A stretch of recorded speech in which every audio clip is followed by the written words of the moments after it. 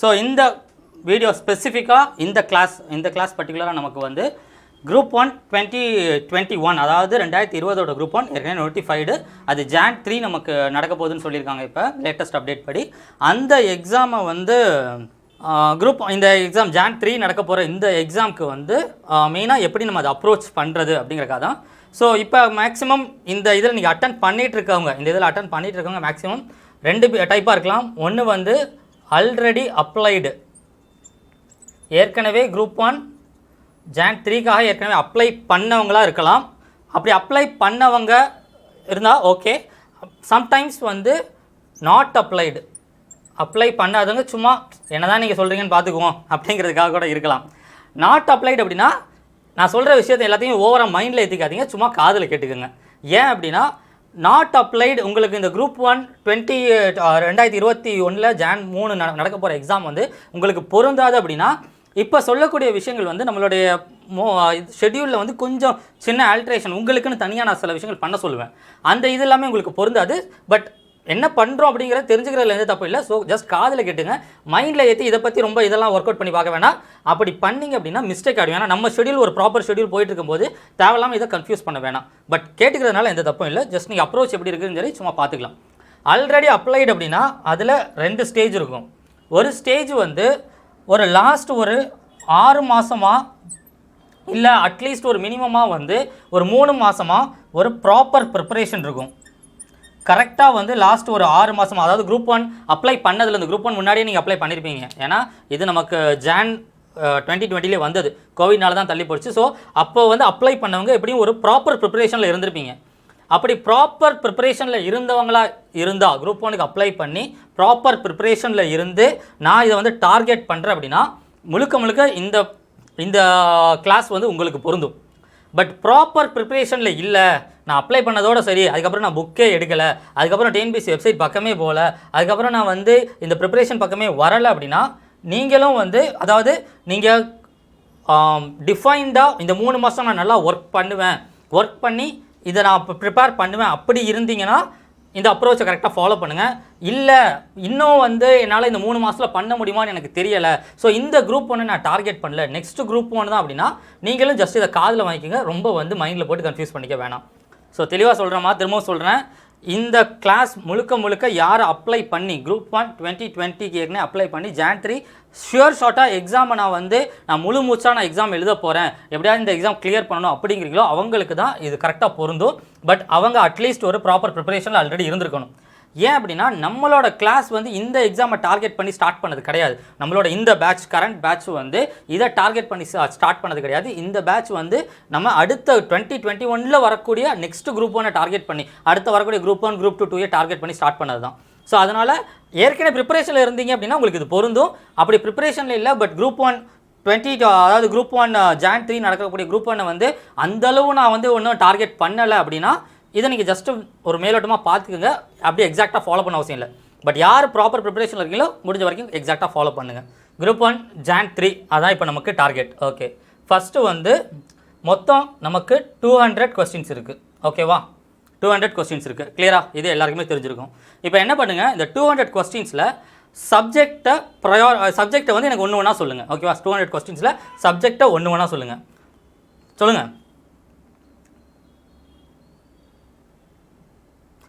History, okay super, history. அப்புறம் polity, maths, science, polity,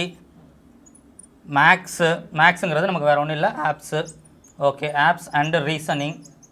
okay, science சொல்லியிருந்தீங்க, current affairs. Okay, current affairs, economy, geography, development. Okay, so science இந்த sense நமக்கு வந்து மெயினாக வந்து science 3 பார்ட்டாக பிரியும், bio, physics and chemistry. Okay super.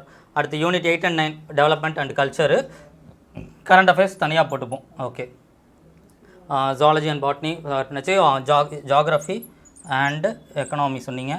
Okay, development and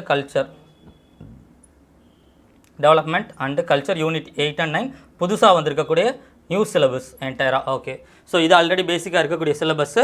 so இதில் new syllabus INM. Okay super, history and INM இது ஸ்பெஷலாக ஆட் பண்ணிக்கலாம். INM. ஓகே.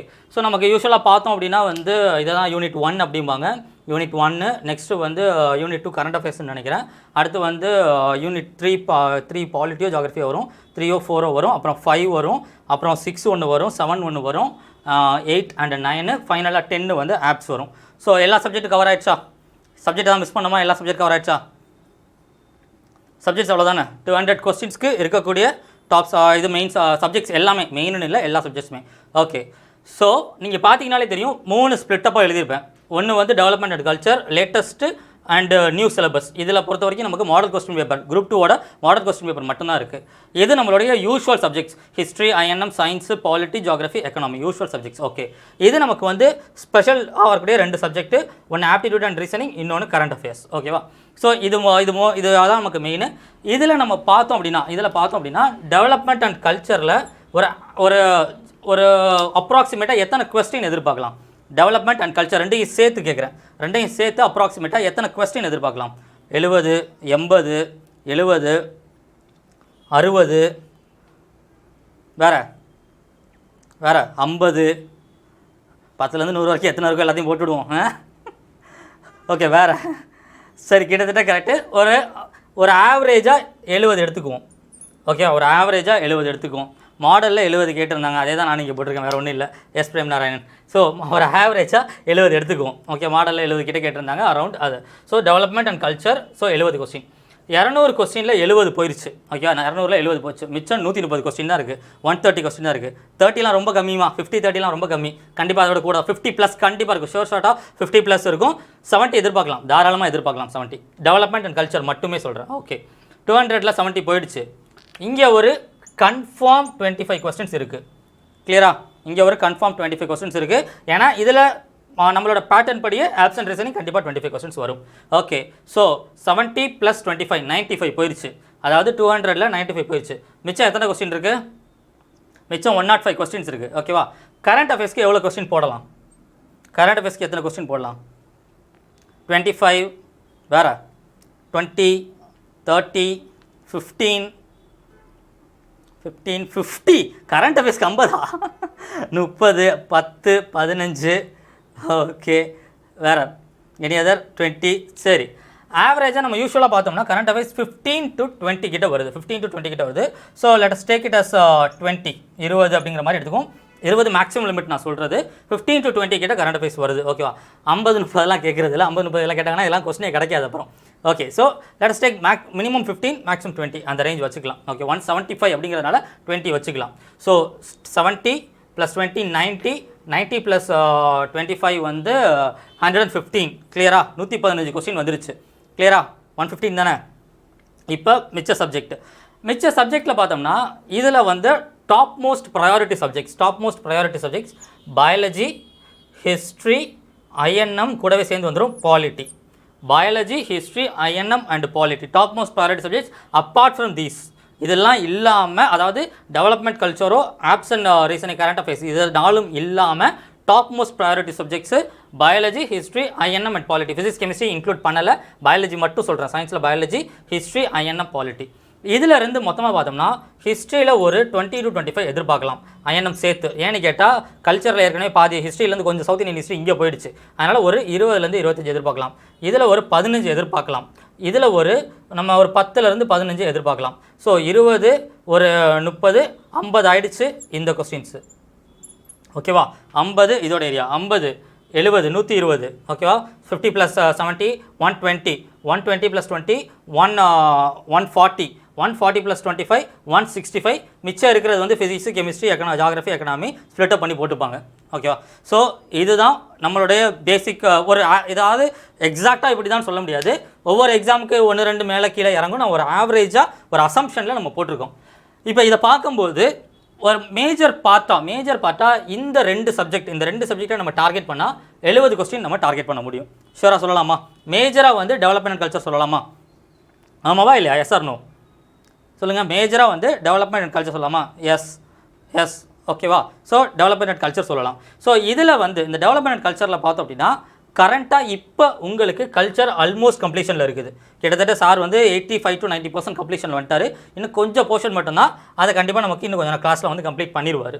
நான் சிலபஸ் மட்டும் முதல்ல பார்த்துப்போம், அதுக்கப்புறம் அப்ரோச் நான் உள்ளே வரேன். ஓகேவா? சிலபஸ் மட்டும் முதல்ல லைட்டாக பார்த்துப்போம், நம்மளோட கரண்ட் சிலபஸ் என்ன ஸ்டேஜில் இருக்குது அப்படின்னு பார்த்துப்போம்.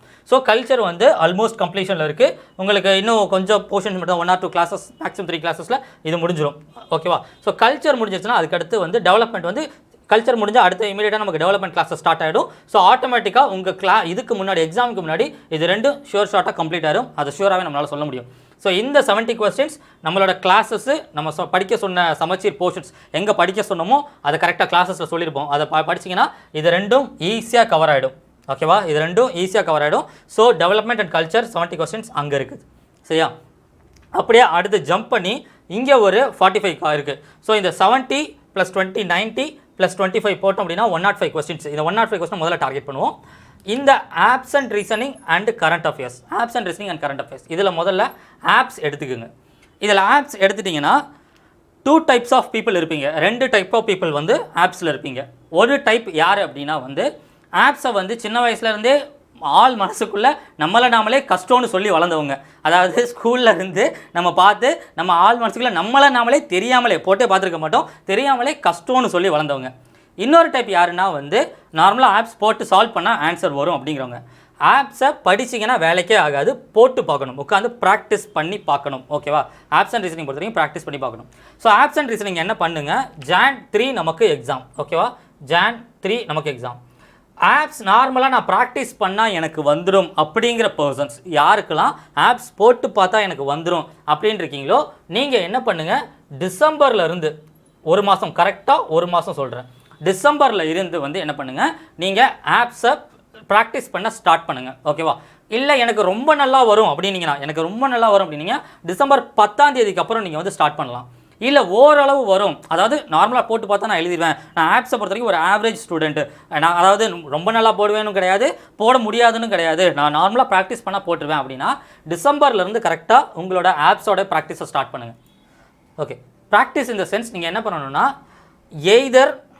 எய்தர் ஆஃப்டர்நூன் மதியம், இல்லைன்னா அதாவது லஞ்சு, எய்தர் லஞ்சுக்கு அப்புறம், இல்லை அப்படின்னா உங்களுக்கு லஞ்சுக்கு அப்புறம் டைம் இல்லை அப்படின்னா டின்னருக்கு அப்புறம், மதியம் சாப்பிட்டதுக்கப்புறம், இல்லைனா நைட்டு சாப்பிட்டதுக்கப்புறம், சாப்பாடு நம்ம யூஸ்வலாக மதிய சாப்பாடு சாப்பிட்டதுக்கப்புறம் இல்லைனா நைட்டு சாப்பாடு சாப்பிட்டதுக்கப்புறம் என்ன பண்ணுங்கள், நீங்கள் வந்து டிசம்பருக்கு அப்புறம், டைம் வந்து டிசம்பர், அதாவது நார்மல் ஆவரேஜாக ஆப்ஸ் போட முடியும் அப்படிங்கிறவங்க டிசம்பர் டைமாக வச்சுக்கிறோங்க. டிசம்பருக்கு அப்புறம் டெய்லி என்ன பண்ணுங்கள், டெய்லியும் ஒரு 30 மினிட்ஸ்லேருந்து maximum 40 minutes, at the maximum minimum 20 minutes கூட வச்சுக்கோங்க, ஒன்றும் பிரச்சனை இல்லை. 20 மினிட்ஸ்லேருந்து 40 மினிட்ஸ், 30 மினிட்ஸ்க்கு கரெக்டாக இருக்கும், 30 நிமிஷம் டெய்லியும் வந்து. பட் ஷுவராக லஞ்சுக்கு அப்புறம் இல்லைனா டின்னருக்கு அப்புறம் மட்டும் ப்ராக்டிஸ் பண்ணுங்கள். ப்ராக்டிஸ்னால் கொஸ்டின் எடுங்க. இப்போ ஃபார் எக்ஸாம்பிள் அதுக்குள்ளே மேக்ஸிமம் நம்மளோட ஆப்ஸ் ஓரளவு சாப்டர்ஸ் எல்லாமே கம்ப்ளீட் ஆகிடும். ஸோ என்ன பண்ணுங்கள், ஒவ்வொரு இதாக வந்து நம்பர் சிஸ்டம், முதல்ல நம்பர் சிஸ்டம் எடுத்தால் நம்பர் சிஸ்டம் இந்த மாடலெலாம் கிளாஸ் நடத்திருக்காங்க. ஸோ இதான் கொஸ்டின் அப்படி உங்களுக்கு ப்ராக்டிஸ் கொஸ்டின்ஸும் அதுக்குள்ளே கண்டிப்பாக உங்களுக்கு நம்ம சமச்சீர் யூனிட்ஸ் அப்டேட் பண்ணிடுவோம். ஆப்ஸுக்கு தனி ஒரு கம்பைலேஷன் ரெடி பண்ணிட்டு இருக்கோம். 1 or 2 வீக்ஸில் அது ரெடி ஆகிடும். ரெடி ஆயிடுச்சுன்னா உங்களுக்கு அதிலேயே வந்து ப்ராக்டிஸ் சம்ஸ் அண்ட் ப்ராக்டிஸ் சம்ஸாக வந்து உங்களுக்கு தனியாகவே வந்துடும். அதாவது நம்பர் சிஸ்டமில் ஒரு இத்தனை ப்ராக்டிஸ் சம்மு, எல்சிஎம் ஹெச்சிஎஃப்ல இத்தனை ப்ராக்டிஸ் சம்மு, ஆவரேஜில் இத்தனை ப்ராக்டிஸ் சம் அப்படிங்கிற மாதிரி நம்மளோட யூனிட்ஸ்லேயே வந்து சமச்சீர் யூனிட்ஸ்லேயே வெப்சைட்லேயே கோர்ஸாக வந்துடும். நமக்கு லிங்க் பண்ணியும் கொடுத்துருவோம், உங்களுக்கு எப்படி சமச்சீர் படிக்கிறீங்களோ அந்த மாதிரி லிங்க் பண்ணி கொடுத்துருவோம். ஸோ டிசம்பருக்கு அப்புறம் ஸ்டார்ட் பண்ணுங்கள். அதாவது ஆப்ஸ் ஆவரேஜாக நல்லா வரும் அப்படிங்கிறவங்க டிசம்பருக்கு அப்புறம் ஸ்டார்ட் பண்ணுங்கள். ஸ்டார்ட் பண்ணி லஞ்சுக்கு அப்புறம் இல்லை டின்னருக்கு அப்புறம், இது வந்து உங்களோட கன்வீனியன்ட்டு. சில பேர் லஞ்சுக்கு அப்புறம் டைம் இருக்கும், ஃபுல் டைம் ப்ரிப்பரேஷனில் இருப்பீங்க. சில பேர் இல்லை சார் நான் வேலையில் இருக்கேன், இல்லை வேறு ஏதாவது ஒர்க்கில் இருக்கேன்னா டின்னருக்கு அப்புறம், சாப்பிட்டதுக்கப்புறம், ஒரு மாத்திரை மாதிரி தான், சாப்பிட்டதுக்கப்புறம் தான். ஏன் அப்படின்னா லஞ்சுக்கு அப்புறம் டின்னருக்கு அப்புறம் சாப்பிட்டதுக்கப்புறம் என்ன பாடி ஃபங்க்ஷன் எப்படி ஆகும், டாபிக் வைஸ் பார்க்குறதுக்கு பதிலாக ஓல்டு கொஸ்டின் பேப்பர் பார்த்தா போதும்ல. இல்லை நான் வர்றேன், அந்த மேட்டருக்கு நான் வர்றேன். முதல்ல இதை சொல்லுங்கள், ஸ்லீப்பி, தூக்கம் வரும். எஸ், அவ்வளோதான், வேறு ஒன்றுமே கிடையாது. அந்த தூக்கம் வரும்போது ஆப்ஸை நீங்கள் போட்டு பார்த்தீங்க அப்படின்னா உங்கள் பிரெயின் ரொம்ப ஆக்டிவாக ஒர்க் ஆக ஆரம்பிக்கும். அதாவது ஃபஸ்ட்டு ஒரு 10 நிமிஷம் தூக்கமாக தான் இருக்கும். ஃபஸ்ட்டு 2 சமயம் என்னத்தை எழுதணுன்னே நமக்கு தெரியாது, அந்த மாதிரி தான் இருக்கும். ஃபஸ்ட்டு ஒரு 10 நிமிஷம் வந்து நம்ம என்ன எழுதுனோன்னே தெரியாது, அந்த மாதிரி தான் இருக்கும், நமக்கு வந்து தூக்கம் வர்ற மாதிரி தான் இருக்கும். ஸோ அந்த டைமில் நான் வந்து நம்ம போட்டு பார்த்தோம் அப்படின்னா ரொம்ப இதாக வந்து நமக்கு ஆப்ஸ் பதிஞ்சிடும், நம்ம பிரெயினில் ஈஸியாக பதிஞ்சிடும், நமக்கு மறக்கவே செய்யாது. ஏன்னா அந்த இதை ஓவர் கம் பண்ணி நம்ம பிரெயின் ஒர்க் பண்ணும், நம்மளோட தூக்கத்தை ஓவர் கம் பண்ணி பிரெயின் ஒர்க் பண்ணும். ஸோ அதனால தான் அந்த டைமில் பண்ண சொல்கிறேன், ரொம்ப ரொம்ப ஸ்பெசிஃபிக். சார் அப்போ காலையில் டிஃபன் சாப்பிட்டு பண்ணலாமா? செட் ஆகாது. ஏன்னா காலையில் டிஃபன் சாப்பிட்டு ரொம்ப பிரிஸ்காக உட்காந்துருக்கும், அந்த டைம் செட் ஆகாது. லஞ்சுக்கு அப்புறம் இல்லை டின்னருக்கு அப்புறம் ஓல்டு கொஸ்டின் பேப்பர் பார்த்தா போதும் அப்படின்னா, போதுமா அப்படின்னு கேட்டிங்கன்னா, இது வரைக்கும் ஆப்ஸை நான் கரைச்சி குடிச்சிட்டேன் சார் அப்படின்னா ஓல்டு கொஸ்டின் பேப்பர் பார்த்தா போதும். எந்த மாடலையும் நான் எடுத்து பார்க்கணுன்னு அவசியம் கிடையாது. ஆப்ஸில் எல்லா மாடலும் எனக்கு தெரியும் சார். LCM HCFனா இந்த மாடல் இருக்குது, இப்படி வரும்னு எனக்கு தெரியும். இதுக்கு முன்னாடி நான் நிறைய எக்ஸாம்ஸ்க்கு நான் அட்டன் பண்ணியிருக்கேன். நான் வந்து இந்த மாதிரி எனக்கு இது இருக்குது, அதாவது இந்த மாடல்ஸில் வந்து இப்படி வரும்னு எனக்கு தெரியும். அதே மாதிரி வந்து ஆவரேஜ் எடுத்தால் இத்தனை மாடல் தெரியும், டைம் அண்ட் ஒர்க்னா இப்படி மாடல் தெரியும் அப்படிங்கிற பர்சனாக இருந்தால், ஆல்ரெடி நான் ஒரு ஏற்கனவே வந்து கிளாஸஸ்லாம் நிறைய அட்டன் பண்ணியிருக்கேன், எனக்கு நல்லா தெரியும் அப்படின்னா உங்களுக்கு மாடல்ஸ் ஷுவர் ஷாட், அதாவது கிட்டத்தட்ட ஒரு 95 to 100% மாடல்ஸ் எல்லாமே உங்களுக்கு தெரிஞ்சிருக்கணும். டிஎன்பிஎஸ்சி ஓரியன்டில், SSC லெவல்லாம் தேவையில்ல, டிஎன்பிஎஸ்சி ஓரியன்டில் எனக்கு தெரியும் அப்படின்னா நீங்கள் ஓல்டு கொஸ்டின் பேப்பர் தாராளமாக போய்க்கலாம். அப்படி இல்லை, என்னென்ன மாடல் இருக்குங்கிறதே நான் பார்க்கணும் அப்படின்னா தயவு செஞ்சு ஓல்டு கொஸ்டின் பேப்பருக்கு போகாதீங்க. ராங் ஸ்ட்ராட்டஜி ஒர்க் அவுட் ஆகாது. டேரெக்டாக ப்ராக்டிஸ் போங்க. ஏன் அப்படின்னு சொல்கிறேன்னா, ஏன் அதை சொல்கிறேன்னா ரீசன் இருக்குது. ஃபார் எக்ஸாம்பிள் LCM HCF நீங்கள் எடுக்கிறீங்கன்னு வச்சுக்கோங்க. LCM HCF அப்படின்னு எடுக்கிறீங்கன்னா அதில் ஒரு 3, 4 இல்லை மேக்ஸிமம் ஒரு 5 மாடல்ஸ் வரும். ஒன்று வந்து நமக்கு ரிமைண்டர் போட்டு வரும், ஒன்று வந்து அதில் சால்வ் பண்ணும்போது ரேஷியோ போட்டு ஒன்று வரும், இன்னொன்று product LCM product of this side and product of that side அப்படின்னு வரும். இந்த மாதிரி ஒரு 3லேருந்து 5 மாடல் நம்ம சொல்லலாம். இந்த 5 மாடல் என்னன்னு ஃபுல் கண்டினியூஸ் ப்ராக்டிஸ் பண்ணால் தான் பண்ணும்போதே LCM HCF உங்களுக்கு ரொம்ப தரோவாயிடும். அதை விட்டுட்டு நீங்கள் ஓல்டு கொஸ்டின் பேப்பர் எடுத்தீங்கன்னா ஒரு சம் LCMல இருக்கும், அடுத்த சம் ஆவரேஜில் இருக்கும், அதுக்கு அடுத்த some SI simple interest compound இன்ட்ரெஸ்ட்டில் இருக்கும். ஸோ எந்த சம்மில் எந்த மாடலை நம்ம தரோவானோ நமக்கே தெரியாது, மிஸ்டேக் பண்ணிவிடுவோம். ஸோ அன்டில் அண்ட் அன்லெஸ் நீங்கள் வந்து எனக்கு வந்து மாடல்ஸ் எல்லாம் நல்லா தெரியும், நான் ஆல்ரெடி ப்ரிப்பேர் பண்ணியிருக்கேன், மாடல்ஸ்லாம் நல்லா தெரியும், எனக்கு ஜஸ்ட் ப்ராக்டிஸ் போதும், நான் மாடல்ஸ்லாம் தெரிஞ்சுக்கணும்னு அவசியம் இல்லை அப்படிங்கிறவங்க தாராளமாக நீங்கள் வந்து ஓல்டு கொஸ்டின் பேப்பர் எடுக்கலாம். இல்லை ஆப்ஸு, நான் அதுதான் சொன்னேன், ஆப்ஸ் ஆவரேஜ் ஸ்டூடெண்ட்டுன்னு தான் நான் சொன்னேன், ஆப்ஸ் நல்லா தெரிஞ்ச ஸ்டூடெண்ட் நான் சொல்லலை. ஸோ ஆவரேஜ் ஸ்டூடெண்ட்டு எனக்கு நான் வந்து அவரை வந்து ஆப்ஸை நான் வந்து போட்டு பார்த்தா போடுவேன் அப்படிங்கிற பர்சனாக இருந்தால் தயவு செஞ்சு மாடல்ஸில் போங்க.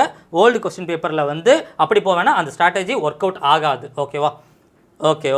Okay Prem Narayan. Okay, so அது ஆப்ஸை பொறுத்த வரைக்கும்.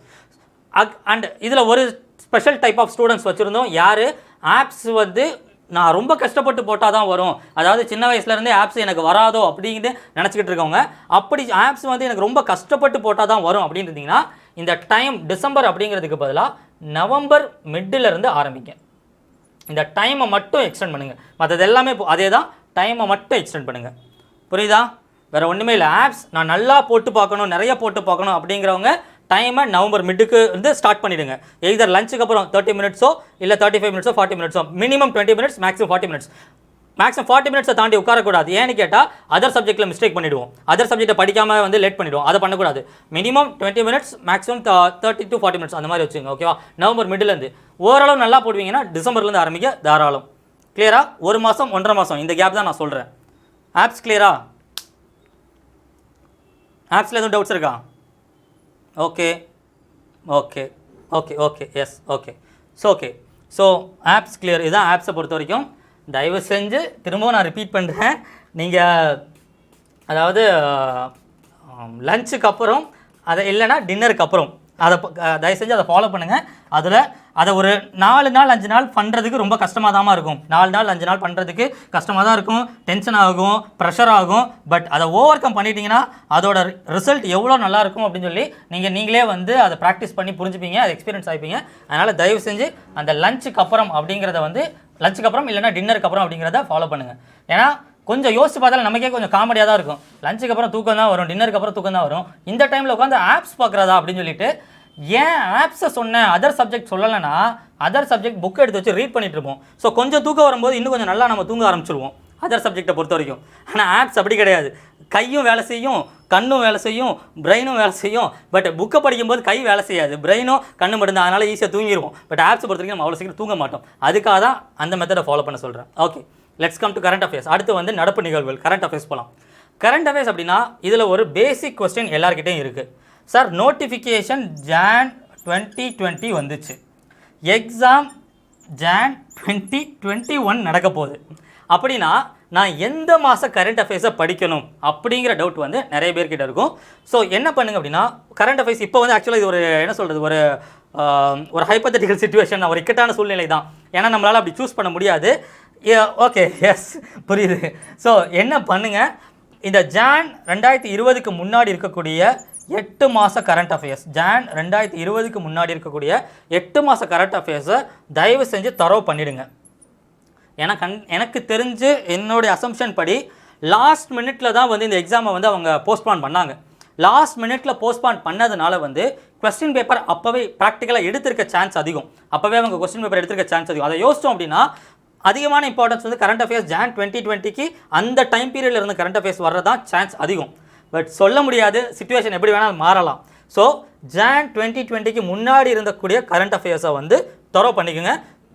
இந்த கரண்ட் அஃபேர்ஸ் போர்ஷன் நீங்கள் எதில் ஃபாலோ பண்ணிட்டு இருந்தாலும் சரி, இல்லை ஃபாலோ பண்ணலைன்னா இதோட கம்பைலேஷன் பிடிஎஃப்லாம் மேக்ஸிமம் நம்ம வெப்சைட்டில் அவைலபிள் இருக்குது. TNPSC.academy/current affairs. அதில் போனீங்கன்னா கரண்ட் அஃபேர்ஸ் கோர்ஸஸாக இருக்கும், அதில் படிச்சுக்கோங்க. ஓகே, லாஸ்ட் 6 to 8 months தேவை.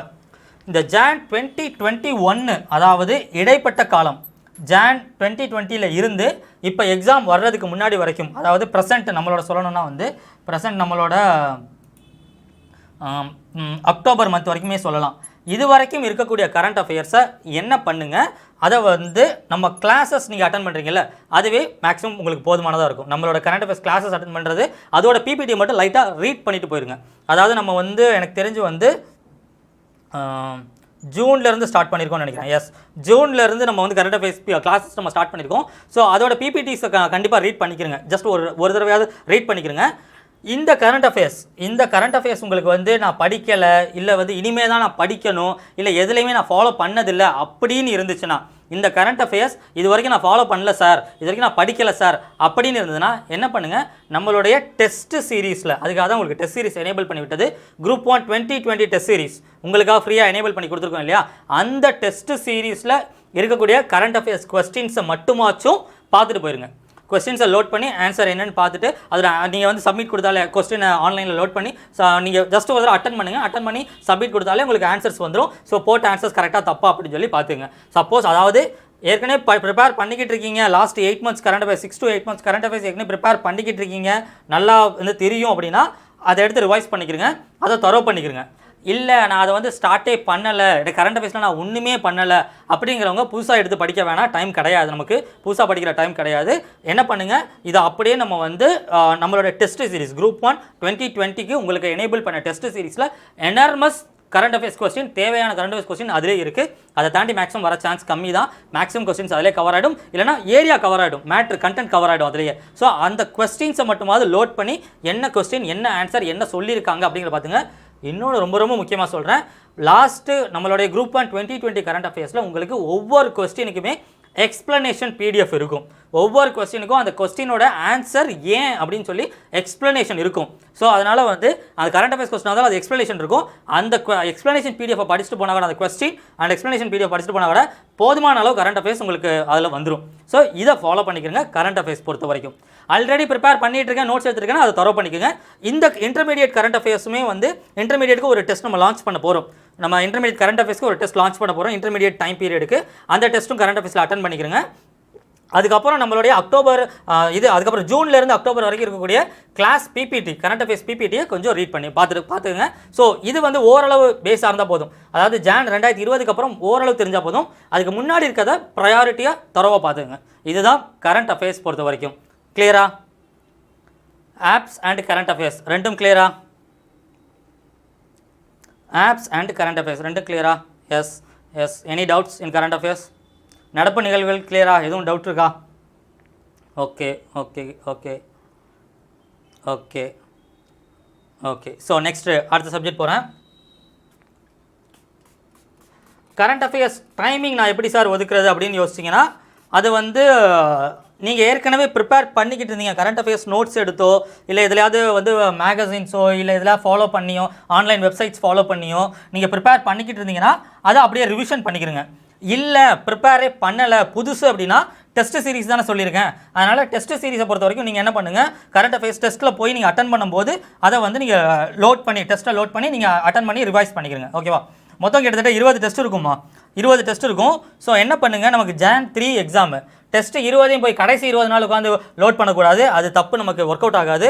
என்ன பண்ணுங்கள், அந்த டெஸ்ட்டு எல்லாத்தையுமே எத்தனை தடவை வேணாலும் நீங்கள் அட்டன் பண்ணிக்கலாம், உங்களுக்கு தெரியும். ஸோ வந்து 20 டெஸ்ட் இருக்குது அப்படின்னா நவம்பர்லேயே அப்பப்போ நீங்களே பிரிச்சுக்கிறங்க. 20 டெஸ்ட்டு நவம்பரில், இந்த நவம்பர் மாதம் ஒரு 10 டெஸ்ட்டு, டிசம்பர் மாதம் ஒரு 10 டெஸ்ட்டு, நவம்பர் மாதம் 10 டெஸ்ட்னா ஒரு 3 நாளைக்கு ஒரு தடவை ஒரு டெஸ்ட்டு, ஒரு 2 மணி நேரம் உட்கார போகிறீங்க, அவ்வளோதான். அதுவும் உங்களுக்கு வந்து அது ஆன்லைன் தான், உங்களோட டைம் தான். நைட்டு உட்காந்தாலும் சரி, காலையில் உட்காந்தாலும் சரி, மதியம் உட்காந்தாலும் சரி, உங்களோட டைம் தான். உங்களுக்கு எப்போ டைம் இருக்கோ அப்போ உட்காந்து லோட் பண்ணுங்கள். 20 டெஸ்ட்டையும் கொண்டு போய் நான் டிசம்பர் 20 ஆரம்பிப்பேன், இல்லை ஓவர் நைட்டில் படிப்பேன் அப்படின்னீங்கன்னா ஒர்க் அவுட் ஆகாது. ஏன் அப்படின்னா அதில் இருக்கக்கூடிய கொஸ்டின்ஸே வந்து ரொம்ப ஸ்பெசிஃபிக்காக சூஸ் பண்ண கொஸ்டின்ஸு, ரொம்ப இம்பார்ட்டண்ட்டாக அனலைஸ் பண்ணி சூஸ் பண்ண கொஸ்டின்ஸு. அப்போ அந்த கொஸ்டின்ஸ்லேருந்து உங்களுக்கு ஒரு நாலேஜ் வரும்.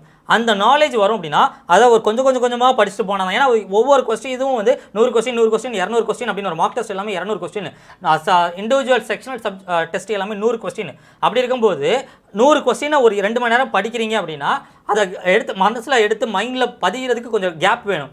அதை விட்டுட்டு காலையில் ஒரு டெஸ்ட்டு, மதியம் ஒரு டெஸ்ட்டு, ஈவினிங் ஒரு டெஸ்ட்னா எந்த டெஸ்ட் அட்டன் பண்ணணும், என்ன கொஸ்டின் படித்தோன்னு நமக்கே தெரியாது. அந்த மிஸ்டேக் பண்ணாதீங்க. 20 டெஸ்ட்டை பொறுமையாக நிதானமாக அட்டன் பண்ணுங்கள், ஓகேவா? ஸோ அதில் வந்து கரண்ட் அஃபேர்ஸ் உங்களுக்கு தேவையான அளவு அதிலே கிடச்சிடும்.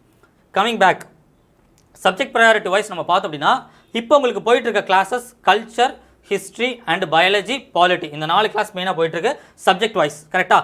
Culture, history, biology and polity, இந்த கிளாஸஸ் நமக்கு ஜென்ரல் ஸ்டடீஸ் பொறுத்த வரைக்கும் போயிட்டுருக்கு. இதில் கல்ச்சர் ஆல்மோஸ்ட் கம்ப்ளீஷனில் இருக்குது. பயாலஜி வந்து இப்போ தான் ஸ்டார்ட் பண்ணிக்க ஓரளவு போயிருக்கு. பாலிட்டி பேசிக்ஸ் கொஞ்சம் முடிஞ்சிருச்சு. ஹிஸ்ட்ரி மெடிவல் முடிஞ்சிருச்சு. மாடர்ன் தான் நம்ம ஸ்டார்ட் பண்ணணும். ஸோ ஹிஸ்ட்ரியை பொறுத்த வரைக்கும் மாடர்ன் வந்து நமக்கு இன்னொன்று வந்து ஐஎன்எம்மில் இருக்கக்கூடிய இந்தியன் நேஷனல் மூவ்மெண்ட்டில் இருக்கக்கூடிய சவுத் இந்தியன் ஹிஸ்ட்ரி, அதாவது கல்ச்சரில் வரக்கூடிய south Indian history, political parties Tamil Nadu, அது எல்லாமே, அதுவும் சரி திருக்குறளும் சரி, அது எல்லாமே கல்ச்சர் கிளாஸஸில் உங்களுக்கு கவர் ஆகிடுச்சு. So culture almost completion. அதனால் நீங்கள் வந்து அது நல்லா உட்காந்து தரவு பண்ணி படித்தா போதும். இந்தியன் நேஷனல் மூவ்மெண்ட்டில் இருக்கக்கூடிய கொஞ்சம் பார்ட் ஆல்ரெடி அங்கே போயிடுச்சு. So normal Indian national movement, அதாவது ஃப்ரம் 1857 ரிவோல்ட்லேருந்து ஆரம்பிச்சு, அவுரங்கசீப் இறந்தது ரிவோல்ட்லேருந்து ஆரம்பித்து இப்போ வரைக்கும் நமக்கு 1947 இந்தியன் இண்டிபெண்டன்ஸ் வரைக்கும் இருக்கக்கூடிய டைம் எல்லாமே உங்களுக்கு மாடர்ன் இந்தியாவில் கவர் ஆகிடும். அது கண்டிப்பாக எப்படியும் வந்து நவம்பர் டிசம்பருக்குள்ளே உங்களுக்கு ஓரளவு வந்து மேக்ஸிமம் கவர் ஆகிடும். மாடர்ன் இந்தியாவில் தாராளமாக அதுக்கு வந்து கவர் ஆகிடும். அக்டோபர் நவம்பர் இதுவுமே இருக்குது, அதுக்குள்ளேயே உங்களுக்கு வந்து கவர் ஆகிடும். ஸோ ஹிஸ்ட்ரி ஆல்மோஸ்ட் வந்து அதில் உங்களுக்கு கவர் ஆகிடும். ஹிஸ்ட்ரியை பொறுத்த வரைக்கும் குரூப் 1 2021, அதாவது Jan 3 எக்ஸாமுக்கு ஹிஸ்ட்ரியை பொறுத்த வரைக்கும் சார் கிளாஸில் என்ன உங்களுக்கு நடத்துகிறாரோ அதை மட்டும் தரவு பண்ணிவிடுங்க. ஹிஸ்ட்ரியை பொறுத்த வரைக்கும், ஹிஸ்ட்ரி அண்ட் இந்தியன் நேஷனல் மூவ்மெண்ட்டை பொறுத்த வரைக்கும் சார் சமச்சீரில் போய் படிக்கிறதுக்கு எனக்கு டைம் ஆகுது அப்படின்னா சமச்சீரை ஒரு பேசிக் ரீடிங் மட்டும் விடுங்க. ரொம்ப போட்டு டைம் ஸ்பெண்ட் பண்ண வேணாம், ரொம்ப கன்ஃபியூஸ் பண்ண வேணாம். ஹிஸ்ட்ரியை சார் நடத்துறதை மட்டும் தரவு பண்ணுங்கள். ஈஸியாக நம்ம வந்து ப்ரிலிம்ஸ் கிளியர் பண்ணிடலாம், ஓகேவா? அதுக்கப்புறம் இருக்கக்கூடிய கேப்பில் வந்து சமச்சீரை மறுபடியும் ரீட் பண்ணி நம்ம மெயின்ஸ்க்கு மறுபடியும் படிச்சுக்கலாம். ஏன்னா நான் யோசிக்கிறது எப்படி யோசிக்கிறேன் அப்படின்னா வந்து ப்ராக்டிக்கலாக கொஞ்சம் திங்க் பண்ணோம்னா ப்ரிலிம்ஸ் முடிஞ்சதுக்கப்புறம், அதாவது குரூப் 1 ப்ரிலிம்ஸ் முடிஞ்சதுக்கப்புறம் வந்து கண்டிப்பாக எப்படியும் குரூப் 2 2A இல்லைனா குரூப் 4 ஏதோ ஒரு எக்ஸாம் கண்டிப்பாக வரப்போகுது. அப்படி அந்த எக்ஸாம் வருது அப்படின்னா அதுக்கப்புறம் குரூப் 1 மெயின்ஸ் நடத்துறதுக்குள்ளே எப்படி எலெக்ஷன் வந்துடும். அதாவது மார்ச் ஏப்ரலில் எலெக்ஷன் இருக்குது, நமக்கு எலெக்ஷன் வந்துடும். தமிழ்நாடு இப்போ லெஜிஸ்லேட்டிவ் அசம்பிளி எலெக்ஷன் சொல்கிறேன். அப்போ வந்து எலெக்ஷன் வருது அப்படின்னா அப்போ அதை தாண்டி தான் குரூப் 1 மெயின்ஸ் வரும் அப்படின்னா அப்போ எப்படி நமக்கு ஒரு கேப் கண்டிப்பாக நமக்கு கிடைக்கும். அந்த கேப் நமக்கு வந்து இதை படிச்சுக்கிறதுக்கு நமக்கு இந்த மாதிரி வந்துச்சு அப்படின்னா லக்கு. அந்த கேப் வந்து நம்ம மெயின்ஸை சமச்சீர் உட்காந்து தரவு பண்ணிக்கிறதுக்கு நமக்கு வந்து ப்ராக்டிக்கலாக யோசிச்சோம்னா நமக்கு பாசிபிலிட்டி கொஞ்சம் அதிகமாக இருக்கும். ஸோ அந்த கேப்பை யோசிக்கும் போது ஹிஸ்ட்ரியில் இப்போ அதிகமான டைம், ஏன்னா அது வந்து வாஸ்ட் சிலபஸ் ஹிஸ்ட்ரியை பொறுத்த வரைக்கும், அதனால் அதிகமான டைம் வந்து ரொம்ப போட்டு சமச்சீரில் கன்ஃபியூஸ் பண்ணிவிட்டு ரொம்ப ஸ்பெண்ட் பண்ண வேணாம். ஹிஸ்ட்ரி அண்ட் ஐஎன்எம் வந்து சார் கிளாஸில் என்ன எடுக்கிறாரோ, ஹிஸ்ட்ரி அண்ட் ஐஎன்எம் இந்த சென்ஸ் மெடிவல் அண்ட் மாடர்ன், அது ரெண்டு தான் மெயின். ஏன்ஷியன்ட் கடைசியில் நமக்கு வரும். ஏன்ஷியன்ட் ஒரு பேசிக்காக பார்த்தா போதும். மெடிவல் அண்ட் மாடர்ன் அது வந்து கிளாஸில் சொன்ன ஒவ்வொரு விஷயம் அது எதுவாக இருந்தாலும் சரி 100% அதை தரவு பண்ணிடுங்க. அது ரொம்ப ரொம்ப ஈஸி தான். கிளாஸும் வந்து நீங்களே நிறைய பேர் சொல்லியிருக்கீங்க அவர் நடத்துறது ரொம்ப ஈஸியாக கொடுத்துட்றாரு, அதை மட்டும் நான் படித்தா போதுமா அப்படிங்கிற மாதிரி கேட்குறீங்க. ஸோ அதுதான் நானும் சொல்கிறேன், அதை தரவு பண்ணிடுங்க. அதில் ஒன்றும் மிஸ் பண்ணாதீங்க. இதையும் படிக்கிறேன் சமச்சீரையும் படிக்கிறேன்னு சொல்லி ரெண்டையும் பாதியாக படித்து கோட்டை விடாதீங்க. அப்படி பண்ணாதீங்க. இதை ஃபுல்லாக படித்து முடிச்சிட்டிங்க, ஒவ்வொரு போர்ஷனும் வந்து அந்த சார் நடத்தினது படித்து முடிச்சிட்டிங்க அப்படின்னா அதுக்கப்புறம் நீங்கள் சமச்சீர் போங்க. இப்போதைக்கு இந்த குரூப் 1 Jan 3 எக்ஸாமை டார்கெட் பண்ணுறது வரைக்கும். ஏன் ஹிஸ்ட்ரி வந்து அவர் நடத்துனதை தாண்டி சமச்சீரும் நாங்கள் படிக்க சொல்கிறோம், எல்லா சப்ஜெக்டையும் சமச்சீர் படிக்க சொல்கிறோம்னா ப்ரிலிம்ஸ் பாயிண்ட் ஆஃப் வியூவில் இல்லை, மெயின்ஸ் பாயிண்ட் ஆஃப் வியூவில், மெயின்ஸை சேர்த்து நம்ம ப்ரிப்பேர் பண்ணணும் அப்படிங்கிறக்காக தான். ப்ரிலிம்ஸ் முடிச்சதுக்கப்புறம் மெயின்ஸுக்கு நம்ம உட்காந்து படிக்கலாம் டைம் கிடைக்காது. அப்புறம் ரிவைஸ் பண்ண மட்டும்தான் டைம் கிடைக்கும். ரிவைஸ் பண்ணணும், நம்ம உட்காந்து எழுதி பார்க்கணும். ரிட்டன் ப்ராக்டிஸ் ரொம்ப ரொம்ப ரொம்ப இம்பார்ட்டன்ட். கையெல்லாம் வீங்கிடும். நம்ம மெயின்ஸ் வந்து 3 மணி நேரம் எழுதிட்டு வரும்போது கையெல்லாம் வீங்கிடும், அந்த மாதிரி இருக்கும். ஸோ அந்த ப்ராக்டிஸை நம்ம முன்னாடியே பண்ணணும். ரிட்டன் ப்ராக்டிஸ் முன்னாடியே பண்ணணும். அவ்வளோ டெஸ்ட் நம்ம மெயின்ஸில் ரிட்டன் ப்ராக்டிஸ் பண்ணணும். அதுதான் நம்ம வந்து மெயின்ஸ் கிளாஸ்லாம் வந்து நம்ம பார்க்க போகிறோம். ஸோ அதுக்கு ஒரு ஃபவுண்டேஷன், அதுக்கு ஒரு பேஸாக தான் ப்ரிலிம்ஸ் டைம்லேயே நீங்கள் மெயின் சமச்சீரை படித்து முடிச்சிருங்க அப்படின்னு சொல்கிறது. பட் இப்போ டைம் கன்ஸ்ட்ரெயின், இப்போ Jan 3 டைம் கன்ஸ்ட்ரெயின் இருக்கிறதுனால ஒரு 3 மாதம் தான் இருக்குது. அப்படிங்கிறதுனால என்ன பண்ணுங்கள், ஹிஸ்ட்ரி அண்ட் ஐஎன்எம் சார் சொல்கிறத தரோவாக கம்ப்ளீட் பண்ணி முடிச்சிருங்க. ஓகேவா? அண்ட் ஹிஸ்ட்ரி அண்ட் ஐஎன்எம் பொறுத்த வரைக்கும் மெயினாக கான்சன்ட்ரேட் பண்ண வேண்டிய ஏரியாஸ், ஒரு நோட்ஸ் இருக்குது அப்படின்னா இது மட்டும் நோட் பண்ணிக்கோங்க. இல்லை வேர் டு ஸ்டடி சார்ட் இருக்குது அப்படின்னா டிக் பண்ணிக்கோங்க. ஹிஸ்ட்ரி அண்ட் ஐஎன்எம் பொறுத்த வரைக்கும் மெயினாக கான்சன்ட்ரேட் பண்ண வேண்டிய டாபிக்ஸ்,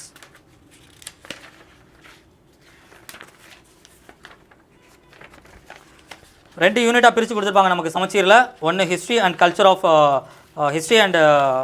ஆஃப் இந்தியா, இன்னொன்று வந்து இந்தியன் நேஷனல் மூமெண்ட். ஓகேவா? ஸோ இதில் நம்ம வந்து கண்டிப்பாக ரீட் பண்ணியிருக்க வேண்டிய டாபிக்ஸ். ஓகேவா? கண்டிப்பாக ரீட் பண்ணியிருக்க வேண்டிய டாபிக்ஸ், டெல்லி சுல்தானேட்ஸை பொறுத்த வரைக்கும்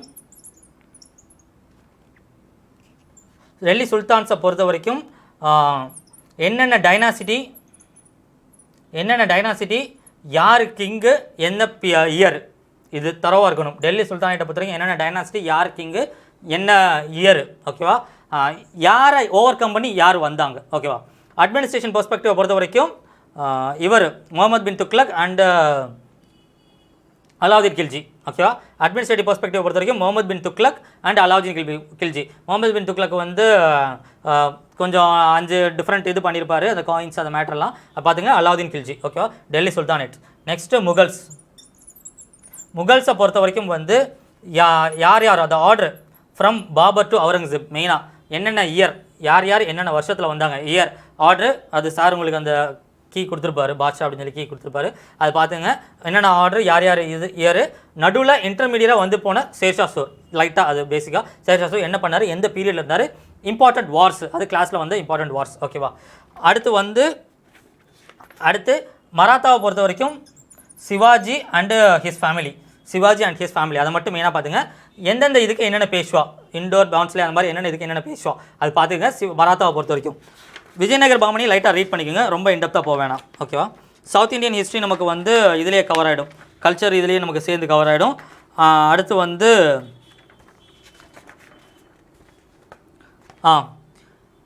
இது வந்து மெடிவல் நான் மெயினாக சொல்கிறேன். ஏன்ஷியன்ட்டை பொறுத்த வரைக்கும் நீங்கள் ஏற்கனவே நமக்கு கிளாஸஸ் பின்னாடி வரும், பட் ஏற்கனவே ரீட் பண்ணியிருந்தீங்கன்னா இண்டஸ் வேலி கொஞ்சம் தரவு பண்ணுங்கள். அதுக்கு அடுத்து வந்து மௌரியாஸ் கொஞ்சம் பார்த்துக்குங்க. இது கிளாஸஸ் உங்களுக்கு பின்னாடி வரும், நீங்கள் இப்போதைக்கு ஜஸ்ட் மைண்டில் வச்சுக்கோங்க. இண்டஸ் வேலி கொஞ்சம் தரவு பண்ணுங்கள். ஏன்ஷியன்ட்டை பொறுத்த வரைக்கும் மௌரியாஸ், இதெல்லாமே இதெல்லாம் பார்க்காம போயிருக்கக்கூடாது, அதான் நான் சொல்கிறேன். ஓகேவா? மௌரியாஸ் வந்து சந்திரகுப்த மௌரியா அண்ட் அசோகா அண்ட் கனிஷ்கா. ஓகேவா? சந்திரகுப்த மௌரியா, அசோகா அண்ட் கனிஷ்கா, இவங்களோட பேசிக்ஸ் அது மட்டும் பார்த்துக்கங்க. இண்டஸ் வேலி தரவு பண்ணிக்கோங்க. ஓகேவா? இது ஏன்ஷியன்ட்டை பொறுத்த வரைக்கும்.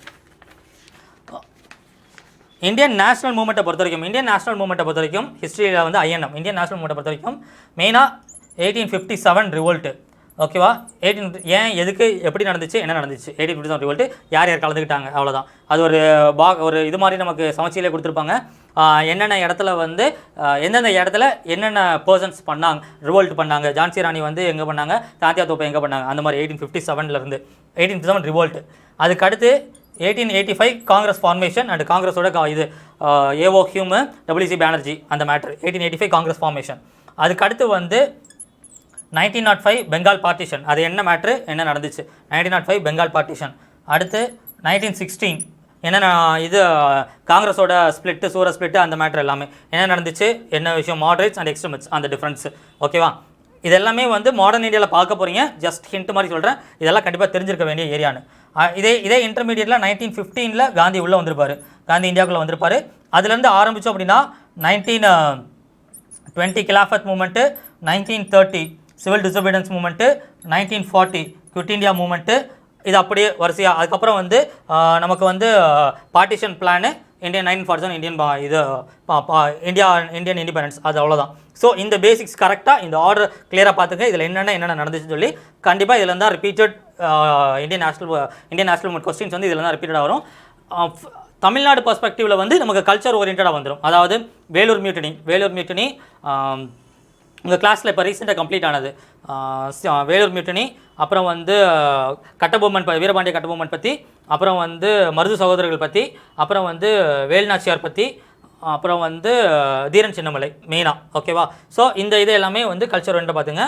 இதில் வந்து இங்கே பார்க்கும்போது சவுத் இந்தியன் ஹிஸ்ட்ரி பார்க்கும்போது அடிஷ்னலாக கொஞ்சம் வந்து டிப்பு சுல்தான் அண்ட் ஹைதர் அலி அப்பப்போ இது கொஸ்டின் கேட்டுறாங்க.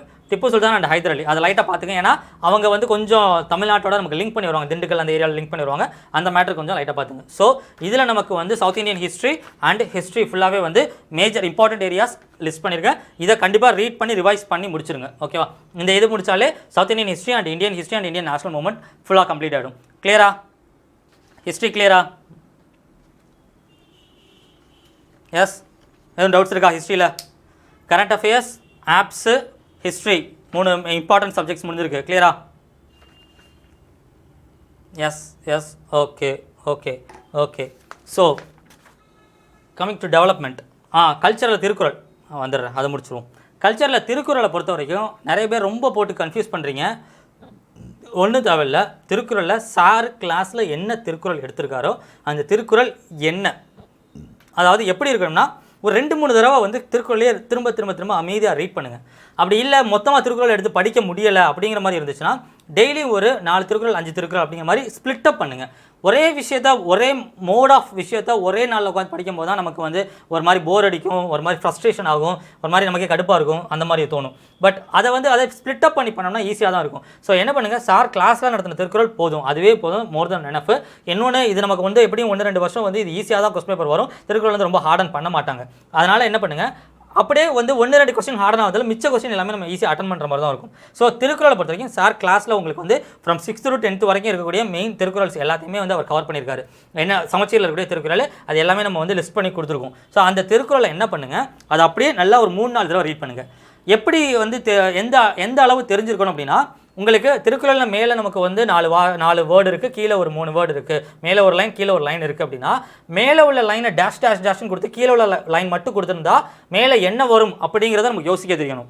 அதே மாதிரி மேலே கொஸ்டின் கொடுத்து கீழே டேஷ் கொடுத்துருந்தா கீழே என்ன வருங்கிறதையும் நமக்கு யோசிக்க தெரியணும். ஸோ திருக்குறள் அந்த மாதிரி, ஏன்னா வந்து இது நமக்கு ஆப்ஷன், நமக்கு ப்ரிலிம்ஸ் தான், ஆப்ஷன் தான்.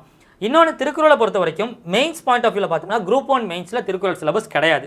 இப்போதைக்கு இருக்கிற சிலபஸில் குரூப் 1 மெயின்ஸில் திருக்குறள் சிலபஸ் கிடையாது. ஸோ குரூப் 1 பொறுத்த வரைக்கும் ப்ரிலிம்ஸ்க்கு மட்டும் தான் திருக்குறள். ஸோ ப்ரிலிம்ஸ்க்கு அது ரெடியானா போதும், ரொம்ப வந்து நம்ம ரொம்ப இன்டெப்த்தாக போகணும்னு அவசியம் இல்லை. ரெண்டாவது விஷயம் வந்து குரூப் 2 அண்ட் 2A மெயின்ஸில் திருக்குறள் இருக்குது. பட் குரூப் 2 அண்ட் 2A மெயின்ஸில் திருக்குறளும் எஸ்ஏவாக எழுத சொல்கிறாங்க. அதுக்கு நம்ம வந்து இருக்கிற எல்லா திருக்குறளையுமே நம்ம லிஸ்ட் பண்ணியிருக்க எல்லா திருக்குறளுமே வந்து மனப்பாடம் பண்ணணும்னு அவசியம் கிடையாது. அதுக்கு ஒரு 15-20 திருக்குறள் மட்டும் நம்ம மனப்பாடம் பண்ணால் போதும். அந்த 15-20 திருக்குறளை மனப்பாடம் பண்ணி நம்ம பிரிச்சுருவோம். இந்த மாதிரி கொஸ்டின் வந்தால் இந்த மாதிரி நீங்கள் ஆன்சர் எழுதுங்க. அதாவது philosophical thoughts of Thirukkural, political thoughts of Thirukkural, economic aspect of Thirukkural. Thirukkural வந்து பொருளாதாரத்தை பற்றி என்ன சொல்லுது, திருக்குறள் வந்து ஒரு மன்னன் எப்படி வந்து ஆட்சி செய்யணும்னு சொல்கிறான், திருக்குறளில் திருவள்ளுவர் வந்து மன்னன் எப்படி ஆட்சி செய்யணும்னு சொல்லியிருக்காரு, அந்த philosophical thought என்னென்னு சொல்லியிருக்காரு, ஒரு லைஃப் எப்படி நம்ம லீட் பண்ணணுங்கிறத எப்படி சொல்லியிருக்காரு, அப்படிங்கிற மாதிரி ஒவ்வொரு கொஸ்டின்ஸ்க்கு ஏற்ற மாதிரியும் நம்ம ஒரு சில செட் ஆஃப் திருக்குறள் நம்ம எடுத்து அதை மட்டும் நம்ம வந்து மனப்பாடம் பண்ணி வச்சுக்குவோம். ஒரு 15-20 திருக்குறள், 15-20 திருக்குறள் நம்மளால் மனப்பாடம் பண்ண முடியாது, அது ரொம்ப ஈஸியாக மனப்பாடம் பண்ணிட்டு போயிடலாம். அதை மனப்பாடம் பண்ணிட்டு மெயின்ஸுக்கு சொல்கிறேன், அதை மனப்பாடம் பண்ணிட்டு அதுலேருந்து ஒரு செட் ஆஃப் கொஸ்டின்ஸை நம்ம கொஸ்டின்ஸ்க்கு ஏற்ற மாதிரி நம்ம ப்ராக்டிஸ் பண்ணிட்டோம்னா எக்ஸாம் ஹாலில் உங்களுக்கு என்ன எஸ்ஏ வந்தாலும் நீங்கள் எழுதிருவீங்க. அந்த மாதிரி நம்ம வந்து மெயின்ஸில் ரெடி பண்ணிப்போம். அது குரூப் 2 எக்ஸாம் மெயின்ஸ் ப்ரிப்பரேஷன் வரும்போது அந்த கிளாஸஸ் நம்ம பார்ப்போம். ஸோ அப்போ திருக்குறளை ரொம்ப ஹார்டாக நம்ம மனப்பாடம் வரணுங்கிற அவசியம் இங்கே கல்ச்சருக்கு கிடையாது. ப்ரிலிம்ஸ் பாயிண்ட் ஆஃப் வியூ கல்ச்சருக்கு அது கிடையாது. ஓகேவா? அப்படிங்கும்போது திருக்குறளை திரும்ப ரீட் பண்ணி வச்சிங்கனாலே தாராளம் உங்களுக்கு ஈஸியாக வந்துடும். ஸோ என்ன பண்ணுங்கள், சார் நடத்திருக்க திருக்குறளை அப்படியே ஸ்ப்ளிட் அப் பண்ணுங்கள். டெய்லி ஒரு 5 திருக்குறள் இல்லை 10 திருக்குறள் அப்படிங்கிற மாதிரி ஸ்ப்ளிட் அப் பண்ணுங்கள். ஸ்ப்ளிட் அப் பண்ணிவிட்டு அதை எடுத்து ஒரு 2-3 தடவை ரீட் பண்ணுங்கள். அதில் என்ன சொல்லியிருக்காங்க அப்படிங்கிற மாதிரி பாருங்கள். அப்படி பண்ணாலே நம்ம பேசிக்காக நம்ம வந்து தமிழ் தான் படித்து வளர்ந்துருக்கோம் அப்படிங்கும்போது அப்படி பண்ணாலே ஆட்டோமேட்டிக்காக நமக்கே புரிஞ்சிடும். ஏன்னா இதெல்லாம் நம்ம ஸ்கூலில் படிச்சுட்டு வந்தால் ஒன்றும் புதுசு கிடையாது. இதே திருக்குறள் தான் மாற்றி வந்து ஸ்கூலில் படிச்சுட்டு வந்துருப்போம்.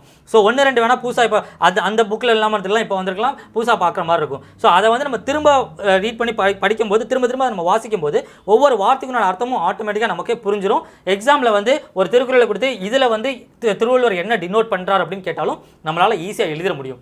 ஆனால் திருக்குறளை மனப்பாடம் பண்ணினா வேலைக்கே ஆகாது. ஏன்னு கேட்டால் மனப்பாடம் பண்ணி ஒவ்வொரு பொருளையும் அவ்வளோ சீக்கிரம் மனசில் வச்சுக்கணும் அப்படின்னா முடியும். அப்போ என்ன பண்ணணும்னா அதை மட்டும்தான் படிக்க முடியும், மற்ற சப்ஜெக்ட்டை கோட்டை விட்டுருவோம். அதுக்கே எல்லா டைமும் ஸ்பெண்ட் ஆயிரும், மற்ற சப்ஜெக்ட் கோட்டை விட்டுருவோம். வந்து டோட்டலாக பார்க்கும்போது நமக்கு வந்து அது யூஸ் இல்லாமல் போயிடும். ஸோ அப்படி பண்ண வேணாம். திரும்ப திரும்ப ஜஸ்ட் ரீட் பண்ணுங்கள், திரும்ப திருக்குறளை ரீட் பண்ணுங்கள். அது தமிழ் தான் ஆட்டோமேட்டிக்காக நமக்கு மனசில் பதிஞ்சிடும். அதனால் திருக்குறள் அப்படி அப்ரோச் பண்ணுங்கள், ஈஸியாக போயிடும். ஓகேவா? கல்ச்சரில் திருக்குறள் ஓகேவா? இல்லை திருக்குறள் எதுவும் டவுட்ஸ் இருக்கா? திருக்குறளோட அப்ரோச்சில் எதுவும் டவுட்ஸ் இருக்கா? ஓகே, கிளியரா? கிளியர். திருக்குறளோட அப்ரோச்சில் எதுவும் டவுட்ஸ் இருக்கா? இல்லை. ஓகே சார், இங்கிலீஷில் என்ன ப்ராப்ளம்னா மோஷன் பிரகாஷ், ப்ராப்ளம் என்னென்னா நீங்கள் இங்கிலீஷில் இதே அப்ரோச்சை நீங்கள் இங்கிலீஷில் இம்ப்ளிமெண்ட் பண்ணலாம். பட் அது ஒரு ஹார்ட் இஷ்யூ. ஏன் அப்படின்னா வந்து திருக்குறள்ங்கிறது தமிழோட அந்த லாங்குவேஜோட ஒன்று சேர்ந்த ஒரு விஷயம். அது வந்து அதை கொண்டு போய் இன்னொரு லாங்குவேஜில் ட்ரான்ஸ்லேட் பண்ணி சொல்ல முடியும், அது மீனிங் எடுக்க முடியும். பட் எக்ஸாம் பாயிண்ட் ஆஃப் வியூவில் பார்க்கும்போது எக்ஸாமில் உங்களுக்கு எப்படியும் திருக்குறள் இங்கிலீஷ் அண்ட் தமிழ் தான் வைக்க போகிறாங்க. நம்மளுடைய டெஸ்ட் சீரிஸ் கொஸ்டின்ஸுமே உங்களுக்கு திருக்குறள் இங்கிலீஷ் அண்ட் தமிழ் தான் இருக்குது. ஸோ அது வந்து எக்ஸாமில் ஓகே, பட் இங்கிலீஷை படித்து அதை ஆனால் எழுத முடியுமா அப்படின்னு கேட்டால் லாஸ்ட் குரூப் 1 டெஸ்ட் சீரிஸ் நாங்கள் லான்ச் பண்ணும்போதே வந்து இதை லான்ச் பண்ணும்போதே அதை வந்து இங்கிலீஷில் ஃபுல் ஃப்ளெஜாக படித்தவங்க கூட அதை இங்கிலீஷை யூஸ் பண்ணலை. சார் அது வந்து ரொம்ப ஹார்டாக இருக்குது, பண்ண முடியல அப்படின்னு சொல்லி அவங்க தமிழில் தான் ப்ரிஃபர் பண்ணுறாங்க. Questions will be asked as in full யூபிஎஸ்னால் எப்படி கேட்குறீங்க? கொஸ்டின் வந்து திருக்குறளை பொறுத்த வரைக்கும் இங்கிலீஷ் அண்ட் தமிழ் அப்படி தான் இருக்கும். எல்லா கொஸ்டின் மாதிரி தான் திருக்குறளும் இருக்கும், கவலைப்பட தேவையில்லை. அது போத் இங்கிலீஷ் அண்ட் தமிழில் தான் இருக்கும். ஜஸ்ட் அ மினிட், மொய்சன் பிரகாஷை கொஞ்சம் அன்மியூட் பண்ணுறதுக்கு அலோவ் பண்ணுங்கள். சொல்லுங்கள் சார், ஒன்றும் இல்லை. இப்போ வந்து like fill in the blanks மாதிரி இப்போ கேட்குறாங்க. லைக் வந்து திருக்குறள் வந்து ஃபர்ஸ்ட் லைன்ஸ்க்கு அப்புறம் வந்து டாஷ் டாஷ். ஸோ அந்த மாதிரி வந்து எனக்கு டவுட், இங்கிலீஷில் வந்து எப்படி கேட்பேன்? சேம் அதே தான், அப்படியே ரிப்பீட் ஆகும். அதுதான் இங்கே ப்ராப்ளம். இங்கிலீஷில் என்ன பண்ணுவாங்கன்னா திருக்குறளோட ஒவ்வொரு வேர்டுக்குமே வந்து அர்த்தம் இருக்குது, திருக்குறளோட ஒவ்வொரு வேர்டுக்கும் அர்த்தம் இருக்குது. அப்போ அதோடைய அந்த வேர்டோட மீனிங்கை வச்சு அந்த வேர்டை இங்கிலீஷில் எழுதுவாங்க. ஓகேவா? இப்போ வந்து திருக்குறளில் ஒரு இடத்துல வந்து இப்போ இதில் இன்னொரு ப்ராப்ளம் என்னென்னா திருக்குறள் வந்து எல்லாமே டிரான்ஸ்லேட் பண்ணி ஆல்ரெடி அவைலபிள் இருக்குது. அப்போ திருக்குறளில் ஒரு இடத்துல ஒரு கிங்கை டினோட் பண்ணுறாங்கன்னு வச்சுக்கோங்க, ஒரு அரசன் அப்படிங்கிற மாதிரி கிங்கை டினோட் பண்ணாங்கன்னா டைரெக்டாக அரசன் அப்படிங்கிற ஒரு பேசிக் இதாக இருக்காது, வேர்டாக அது இருக்காது. அதை ஒரு இன்டைரக்ட் வேர்டாக சொல்கிற மாதிரி இருக்கும். அப்போ இங்கிலீஷ்லையும் அதே மாதிரி ஷேக்ஸ்பியர் எழுதுனா எப்படி இருக்கும், அந்த மாதிரி போய் இங்கிலீஷில் ஒரு வேர்டை தூக்கிட்டு கொண்டு தான் இங்கே வைப்பாங்க. அப்போ நமக்கு அங்கே கிங்குன்னு போட்ட KING கிங்குன்னு போட்டால் தான் நம்மளால் அதை ஈஸியாக வந்து அப்ரோச் பண்ண முடியும், நம்மளால் புரிஞ்சிக்க முடியும். பட் அங்கே வந்து அது ஒரு ஹார்ட் கோட் இங்கிலீஷ் வேர்டை போட்டாங்கன்னா அப்போ அந்தளவு நமக்கு இங்கிலீஷ் தெரிஞ்சுக்கணும். ப்ராப்ளம் அதுதான். ஸோ அந்த மாதிரி வந்து இங்கே இஷ்யூ ஆகும். இங்கிலீஷில் என்ன பண்ணுவாங்கன்னா அதே இதை அப்படியே டிரான்ஸ்லேட் பண்ணி அப்படியே டேஷாக தான் போடுவாங்க. அப்படி தான் மேக்ஸிமம் கொஸ்டின் பேப்பர் இருக்கும். ஏன்னா மாடல் கொஸ்டின் பேப்பர் பார்த்தாலே தெரியும், அப்படி தான் மாடல் கொஸ்டின் பேப்பர் இருக்குது. நம்மளோட டெஸ்ட் சீரிஸ் கொஸ்டின் பேப்பரும் அந்த மாதிரி தான் இருக்குது. ஸோ நீங்கள் அதை ப்ராக்டிஸ் பண்ணுங்கள், உங்களுக்கு ஓரளவு அது புரியும். ஓகேவா மைசன்? நான் வந்து வெறும் லைக் இங்கிலீஷில் தான் சார் ஆக்சுவலி எழுதிருக்கேன். அதை படிச்சுட்டு லைக் அதோட மீனிங் வந்து ஃபுல்லாக இங்கிலீஷில் எழுதி சார் சொல்லும் போது நான் எனக்கு புரியுது. நீங்கள் என்ன பண்ணுங்கள், நீங்கள் வந்து நம்மளோட டெஸ்ட் சீரிஸில் இருக்கக்கூடிய கல்ச்சர் டெஸ்ட் சீரிஸை கொஞ்சம் நீங்கள் படிச்சுட்டு பேசிக்காக சார் நடத்தின கிளாஸஸ் தான் திருக்குறள் படிச்சுட்டு கல்ச்சரோட செக்ஷனல் டெஸ்ட்டு நம்மளோட குரூப் 1 டெஸ்ட் சீரிஸில் இருக்குது, அதை அட்டன் பண்ணிவிட்டு அதுக்கப்புறம் நீங்கள் வந்து கான்டாக்ட் பண்ணுங்கள். அப்போ நான் உங்களுக்கு கைட் பண்ணுறேன். ஓகேவா? ஏன்னா அது ஒரு டெஸ்ட்டை நீங்கள் வந்து ரியலாக அட்டன் பண்ணால் தான் உங்களோட ஸ்டேஜை வச்சு கொஞ்சம் நம்மளால் அனலைஸ் பண்ண முடியும். ஓகேவா? கிளியரா? Okay thank you. Okay, so culture மற்றவங்களுக்குலாம் ஓகேவா? எனி அதர் டவுட்ஸ் கல்ச்சரை பொறுத்த வரைக்கும்? கிளியரா? Any other doubts? Okay clear. Okay thank you. Okay so அடுத்து போயிடலாம். ஓகே, ஸோ அடுத்து நம்ம வந்து மெயினாக வந்தோம்னா பாலிட்டி. அடுத்து பாலிட்டியை பொறுத்த வரைக்கும் ஒன்றுமே இல்லைம்மா. பாலிட்டியை பொறுத்த வரைக்கும் ஃபஸ்ட்டு 50 ஆர்டிகல்ஸ் தரோவாக இருங்க, தாராளம். ஃபஸ்ட்டு 1 to 50 ஆர்டிகல் ஒரு விஷயம். ரெண்டாவது வந்து schedules of the constitution 12 schedules. ஓகேவா? அடுத்து வந்து அமெண்ட்மெண்ட்ஸ், இம்பார்ட்டண்ட் அமெண்ட்மெண்ட்ஸ். நம்ம பாலிட்டியோட கோர்ஸ், நம்மளுடைய பாலிட்டி ஆன்லைன் ஃப்ரீ கோர்ஸ் இருக்கு இல்லையா, அந்த கோர்ஸில் போனீங்கன்னா கடைசி இதுன்னு நினைக்கிறேன், கடைசி இதாக கரிக்குலமில் கடைசி இதாக வந்து சம் இம்பார்ட்டன்ட் ஃபேக்ட்ஸ் அப்படின்னு சொல்லி ஒரு செட் ஆஃப் பேஜஸ் அதில் போட்டிருப்போம். சமச்சீர்லேருந்து கம்பைல் பண்ணி எடுத்த சம் இம்பார்ட்டன்ட் ஃபேக்ட்ஸ் அப்படின்னு சொல்லி அதில் important articles, amendments and schedule லிஸ்ட்டாக இருக்கும். அதை ஃபுல் தரோ பண்ணுங்கள். ஓகேவா? நம்மளுடைய சமச்சீர் கோர்ஸில் இருக்குது. பாலிட்டி புக் வாங்கியிருந்தீங்க அப்படின்னா பாலிட்டி புக்கில் பின்னாடி இருக்கும் கடைசியில் நீங்கள் டேபிள் ஆஃப் கரண்ட்ஸ் பார்த்தாலே தெரியும் சம் இம்பார்ட்டன்ட் ஃபேக்ட்ஸ் அப்படின்னு இருக்கும். இங்கிலீஷில் இருக்கும், தமிழ்லேயே இருக்கும். ஓகேவா? இது ஆர்டிகல்ஸ், அமெண்ட்மெண்ட் அண்ட் ஷெட்யூல். ஆர்டிக்கலை பொறுத்த வரைக்கும் 1லேருந்து 4 வரைக்கும் இந்தியானா என்ன, ஸ்டேட்னா என்ன அப்படிங்கிறத மட்டும்தான் சொல்லும். 1லேருந்து 4 வரைக்கும் இந்தியானா என்ன, ஸ்டேட்னா என்ன அப்படிங்கிறத பற்றி மட்டும் பேசும். ஸோ 1 வந்து இந்தியானா என்னன்னு சொல்லும், 2, 3 வந்து எப்படி இந்தியாவை வந்து இந்தியாவில் இருக்கக்கூடிய ஸ்டேட்டோட பவுண்டரிஸ் எப்படி ஆல்டர் பண்ணிக்கலாம் அப்படிங்கிறத பற்றி சொல்லும். 4 வந்து அதோட பவர் வந்து பார்லிமெண்ட் கிட்ட இருக்குது அப்படிங்கிற மாதிரி சொல்லும். 5லேருந்து 8 வரைக்கும் வந்து உங்களுக்கு 5லேருந்து 11 வரைக்கும் 5லேருந்து 11 வரைக்கும் வந்து அதாவது இந்தியா சொல்லியாச்சு, இந்தியாவில் இருக்கக்கூடிய ஸ்டேட் என்னன்னு சொல்லியாச்சு. அப்போ அந்த இந்தியாவிலையும் ஸ்டேட்லையும் இருக்கக்கூடிய மக்கள் யாருன்னு சொல்லணும். அதை தான் நம்ம வந்து பாலிட்டி ஆஸ்பெக்டில் சிட்டிசன்ஷிப் அப்படின்னு சொல்கிறோம். ஓகேவா? ஸோ இந்தியானா வந்து அதாவது 1லேருந்து 4 வரைக்கும் இந்தியானா என்ன, ஸ்டேட்னா என்னன்னு சொல்லும். ஆர்டிகல்ஸ் நான் சொல்கிறேன்.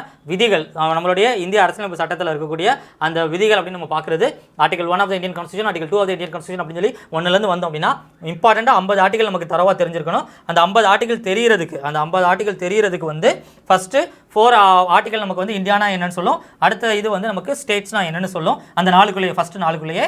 அதுக்கடுத்து 5லேருந்து 11 வரைக்கும் இப்போ இந்தியா அண்ட் ஸ்டேட் இந்த ஏரியாவை சொல்லியாச்சு. அப்போ அந்த ஏரியாவுக்குள்ளே வாழக்கூடிய மக்கள் யாருன்னு சொல்கிறது தான் 5லேருந்து 11 வரைக்கும். 12லேருந்து கிட்டத்தட்ட 32, 33 வரைக்குமே 12லேருந்து 32, 33 வரைக்கும் அந்த மக்களுக்கு என்னென்ன உரிமைகள் இருக்குது. இப்போ மக்கள் யாருன்னு டிஃபைன் பண்ணிட்டோம் அப்படின்னா அந்த மக்களுக்கு என்னென்ன உரிமைகள் இருக்குது அதை தான் ஃபண்டமெண்டல் ரைட்ஸ் அப்படின்னு நம்ம சொல்லுவோம். எஃப்ஆர் அடிப்படை உரிமைகள், ஃபண்டமெண்டல் ரைட்ஸ் அப்படின்னு சொல்லுவோம். அந்த மக்களுக்கு என்னென்ன உரிமைகள் இருக்குது, அந்த உரிமைகள் இருக்குது அப்படிங்கிறதுனால அந்த உரிமையை நம்ம ஓவர்டேக் பண்ணிடக்கூடாது, அந்த உரிமையை நம்ம ரொம்ப ஓவர் அட்வான்டேஜ் எடுத்துக்கக்கூடாது அப்படிங்கிறதுனால அதில் ஒரு சில ரெஸ்ட்ரிக்ஷன்ஸ் இருக்கும். அந்த ஃபண்டமெண்டல் ரைட்ஸ்லேயே ஒரு சில ரெஸ்ட்ரிக்ஷன் இருக்கும். ஃபார் எக்ஸாம்பிள், ஒரு இடத்துல கூடுறதுக்கு மக்களுக்கு உரிமை இருக்குது. அதுக்காக நம்ம வாட்டில் வந்து கத்தியையும் அருவாளையும் தூக்கிட்டு ஒரு இடத்துல போக முடியாது. ஸோ அது வந்து நமக்கு ரெஸ்ட்ரிக்ஷன். அதே மாதிரி வந்து லாக்டவுன் ரெஸ்ட்ரிக்ஷன்லாம் இப்போ இருக்குது 144. இந்த மாதிரி ஜென்ரலாக இருக்கக்கூடிய ரெஸ்ட்ரிக்ஷன்ஸ் என்ன, ஃபண்டமெண்டல் ரைட்ஸ்னா ரெஸ்ட்ரிக்ஷன் என்ன. இப்போ இந்தியா அண்ட் ஸ்டேட் யாருன்னு சொல்லியாச்சு, அதில் வாழக்கூடிய மக்கள் யாருன்னு சிட்டிசன்ஷிப்பில் சொல்லியாச்சு, அந்த மக்களுக்கு என்ன உரிமைன்னு சொல்லியாச்சு. இப்போ அந்த மக்களுக்கு வந்து உரிமையை சொல்லிட்டா இப்போ கவர்மெண்ட் அந்த மக்கள்கிட்ட இருந்து கடமையை எதிர்பார்க்கும். அந்த கடமையை தான் நம்ம வந்து ஃபண்டமெண்டல் டியூட்டி அப்படின்னு சொல்லுவோம். அந்த கடமைகள் என்னென்ன அப்படிங்கிறது தான் ஃபண்டமெண்டல் டியூட்டி அப்படின்னு சொல்லுவோம். இப்போ கடமைகள் சொன்னதுக்கப்புறம் ஃபைனலாக நம்ம அதுக்கப்புறம் என்ன சொல்லுவோம்னா வந்து அவங்களுக்கு வந்து directive principles of state policy, அதாவது அந்த மக்களும் நாடும் வந்து எந்த ஒரு முன்னேற்றத்தை நோக்கி போகணும், நம்ம எந்த ஒரு இதை நோக்கி பயணிக்கணும் அப்படிங்கிறதுனால நம்மளோட விஷன் அப்படிங்கிற மாதிரி நம்ம நாடை எப்படி நம்ம முன்னேற்றி கொண்டு போகணும் அப்படிங்கிற பற்றி பேசுவோம். இதுதான் directive principles of state policy அப்படின்னு சொல்லி. இதுதான் நமக்கு ஃபஸ்ட்டு 50 ஆர்டிகல்ஸில் மெயினாக கவர் ஆகும். ஃபஸ்ட்டு 50 ஆர்டிகல்ஸில் ஜென்ரலாக பார்த்தோம்னா இதுதான் கவர் ஆகும். இந்த ஃபஸ்ட்டு 50 ஆர்டிகல்ஸ் நமக்கு வந்து தரோவாக இருக்கணும். இப்படி தரோவாக இருந்தீங்கனாலே பாலிட்டியில் முக்கால்வாசி கொஸ்டின் நீங்கள் அட்டன் பண்ணிடலாம். ஆர்டிகல்ஸ், அமெண்ட்மெண்ட் அண்ட் ஷெட்யூல் போதும் முக்கால்வாசி கொஸ்டின் பாலிட்டியில் நீங்கள் அட்டன் பண்ணிடலாம். 12 ஷெட்யூல் என்னென்ன எது ரொம்ப இம்பார்ட்டண்ட்டாக 7th ஷெட்யூல் இது ஸ்டேட் லிஸ்ட் கன்கரண்ட் லிஸ்ட், அதே மாதிரி அஃபிஷியல் லாங்குவேஜஸ் என்னென்ன அப்படிங்கிற ஷெட்யூல், அது ஆன்டி டிஃபெக்ஷன் லா அது என்ன அதெல்லாம் என்னென்னு தெரிஞ்சால் போதும். ஆன்டி டிஃபெக்ஷன்லாம் என்ன தெரிஞ்சால் போதும். இன்னொன்று திரும்பவும் சொல்கிறேன், நிறைய பேர் யூபிஎஸ்சிலேருந்து டிஎன்பிசிக்கு வர்றீங்க அப்படின்னா லக்ஷ்மிகாந்தே கரைச்சி குடிக்கணும்னு அவசியம் கிடையாது. பாலிட்டி பேசிக் சமச்சீரில் எல்லாமே கவர் ஆகுது, அது படித்தா போதும். திரும்ப நான் இதை ரிப்பீட் பண்ணிகிட்டே இருக்கேன். நிறைய பேர் தேவையில்லாமல் பாலிட்டியில் வரக்கூடிய ஒரு 15 கொஸ்டின் 20 கொஸ்டினுக்காக போட்டு லக்ஷ்மிகாந்தை உட்காந்து 2 வருஷம் படிச்சுட்டு இருக்காங்க. அது யூபிஎஸ்சிக்கு உங்களுக்கு அது வந்து யூபிஎஸ்சியில் ஒர்க் ஆகும், பட் டிஎன்பிசியில் அது ஒர்க் ஆகாது. டிஎன்பிசிக்கு லக்ஷ்மிகாந்த்லாம் தேவை கிடையாது, அந்த அளவுலாம் தேவை கிடையாது. பேசிக் சமச்சீரில் எல்லாமே கவர் ஆகிடுது. ஓகேவா? ஸோ ஃபஸ்ட்டு 50 ஆர்டிகல்ஸ் அந்த என்ன வாட் இஸ் வாட் அதான் நான் சொல்கிறேன். ஆர்டிகல் 12 என்ன, 13 என்ன, அந்த மாதிரி what is what first 15 articles அதோட இம்பார்ட்டன்ஸ் என்ன, இதெல்லாமே உங்களுக்கு எப்படி நமக்கு ஜான்குள்ளே இந்த கிளாஸஸ் எல்லாமே தாராளமாக கவர் ஆகிடும். பட் இருந்தாலும் மைண்டில் வச்சுக்கிறேங்க. இது அமெண்ட்மெண்ட், இம்பார்ட்டன்ட் அமெண்ட்மெண்ட்ஸ் என்னென்ன. அந்த 50 ஆர்டிக்கலை தாண்டினதுக்கப்புறம் சில இம்பார்ட்டன்ட் ஆர்டிகல், அதாவது இந்தியன் பிரசிடென்ட்டோட ஆர்டிகல், அவருக்கு வந்து ஒரு பார்டனிங் பவர் இருக்கும், அது என்ன. அவருக்கு வந்து மன்னிப்பு வழங்கக்கூடிய பவர் இருக்கும், அது என்ன. இது ஸ்டேட் கவர்னர்ஸோட ஆர்டிகல், இந்தியன் பிரைம் மினிஸ்டரோட ஆர்டிகல். பிரைம் மினிஸ்டரை பற்றி கொஞ்சம் பேசிக்காக நல்லா படிச்சுங்க. ஓகே, பிரைம் மினிஸ்டரோட ஆர்டிகல்.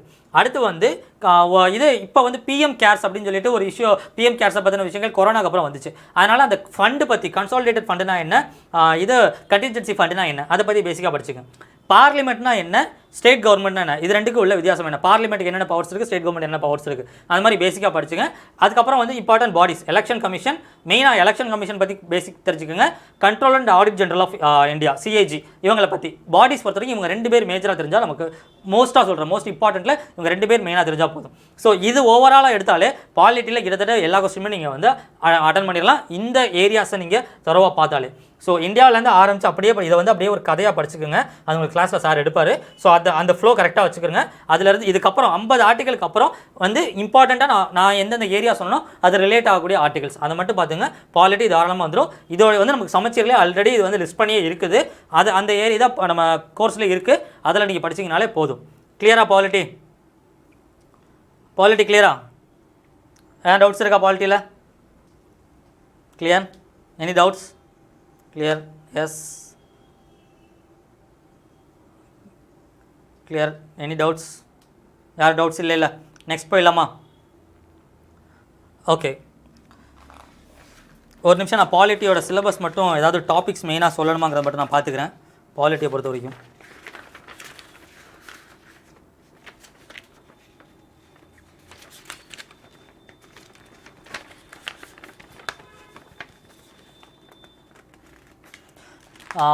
எஸ், பாலிட்டியில் முக்கியமாக வந்து லோக்கல் பாடி இது பற்றி படிச்சுங்க, மறந்துட்டேன். பஞ்சாயத்து ராஜ் அந்த லோக்கல் பாடி, ஓகேவா, லோக்கல் செல்ஃப் கவர்மெண்ட் அதை பற்றி கொஞ்சம் மெயினாக படிச்சுங்க. அவ்வளோதான், வேறு ஒன்றும் இல்லை. லோக்கல் செல்ஃப் கவர்மெண்ட் மட்டும் கொஞ்சம் அடிஷ்னலாக சேர்த்துங்க. Yes 33 and 73 and 74. Thank you Prakash. Yes, consumer forum women empowerment. Consumer forum women எம்பவர்மெண்ட்லாம் வந்து பேசிக்காக கிளாஸில் நடத்துறது நீங்கள் பார்த்தா போதும், ரொம்பலாம் இன்டெப்த்தாக போக தேவையில்லை. ஏன்னா அதெல்லாம் மெயின்ஸ் பாயிண்ட் ஆஃப் வியூவில் அதை நிறைய கேட்குறாங்க, அதனால் ப்ரிலிம்ஸில் அது அதிகமாக கேட்குறதுக்கு சான்சஸ் கம்மி தான். ஓகேவா, அதுலேருந்து நிறைய அது வந்து ரொம்ப நாளாக இது வந்து சிலபஸில் இருக்குது, பட் கொஸ்டின்ஸ் அதிகமாக வந்ததில்லை. 1-2 கொஸ்டின் என்னைக்காவது ஆடிக்கு ஒன்று அம்மாசிக்கு ஒன்று தான் வருது. சரி, அதனால் ரொம்ப போட்டு அதில் கன்ஃபியூஸ் பண்ண வேணாம். அதெல்லாம் வந்து மெயின்ஸ் பாயிண்ட் ஆஃப், நான் இப்போ இந்த 3 மாதம் நம்ம பண்ணுறது தான் நம்ம மெயினாக பார்த்துருக்கோம். மெயின்ஸ் பாயிண்ட் ஆஃப் வியூவில் அதை மெயினாக படித்தா போதும். இப்போதைக்கு அது சிலபஸில் சார் கிளாஸில் என்ன நடத்துகிறோ அப்போ அதை ஜஸ்ட் ரீட் அவுட் பண்ணிக்கோங்க, அது போதும். ஓகேவா, கிளியரா பாலிட்டி? அடுத்து போகலாமா?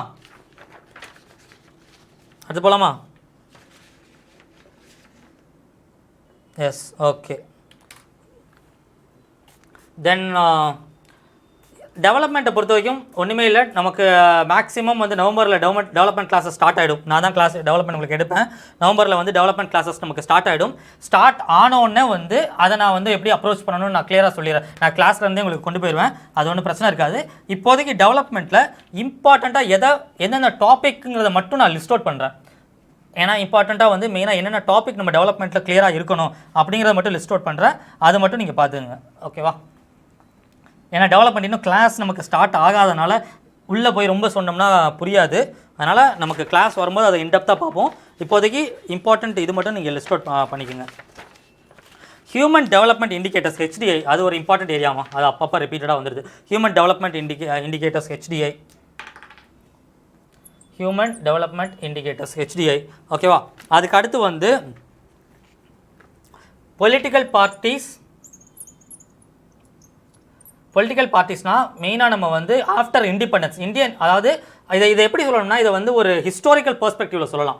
1947 இந்திய சுதந்திரத்துக்கு அப்புறம் 1947 இந்தியன் இண்டிபெண்டன்ஸ்க்கு அப்புறம் 1950 இந்தியன் கான்ஸ்டியூஷன் வந்ததுக்கப்புறம் தமிழ்நாடு பொலிட்டிக்கல் சிஸ்டம் எப்படி சேஞ்ச் ஆகிருக்கு, எப்படி காங்கிரஸில் இருந்து அது வந்து ஒரு டிராவிடியன் சிஸ்டமாக மாறுச்சு, அதாவது டிராவிடியன் பார்ட்டிஸை வந்து டாமினேட் பண்ணுற மாதிரி எப்படி மாறுச்சு.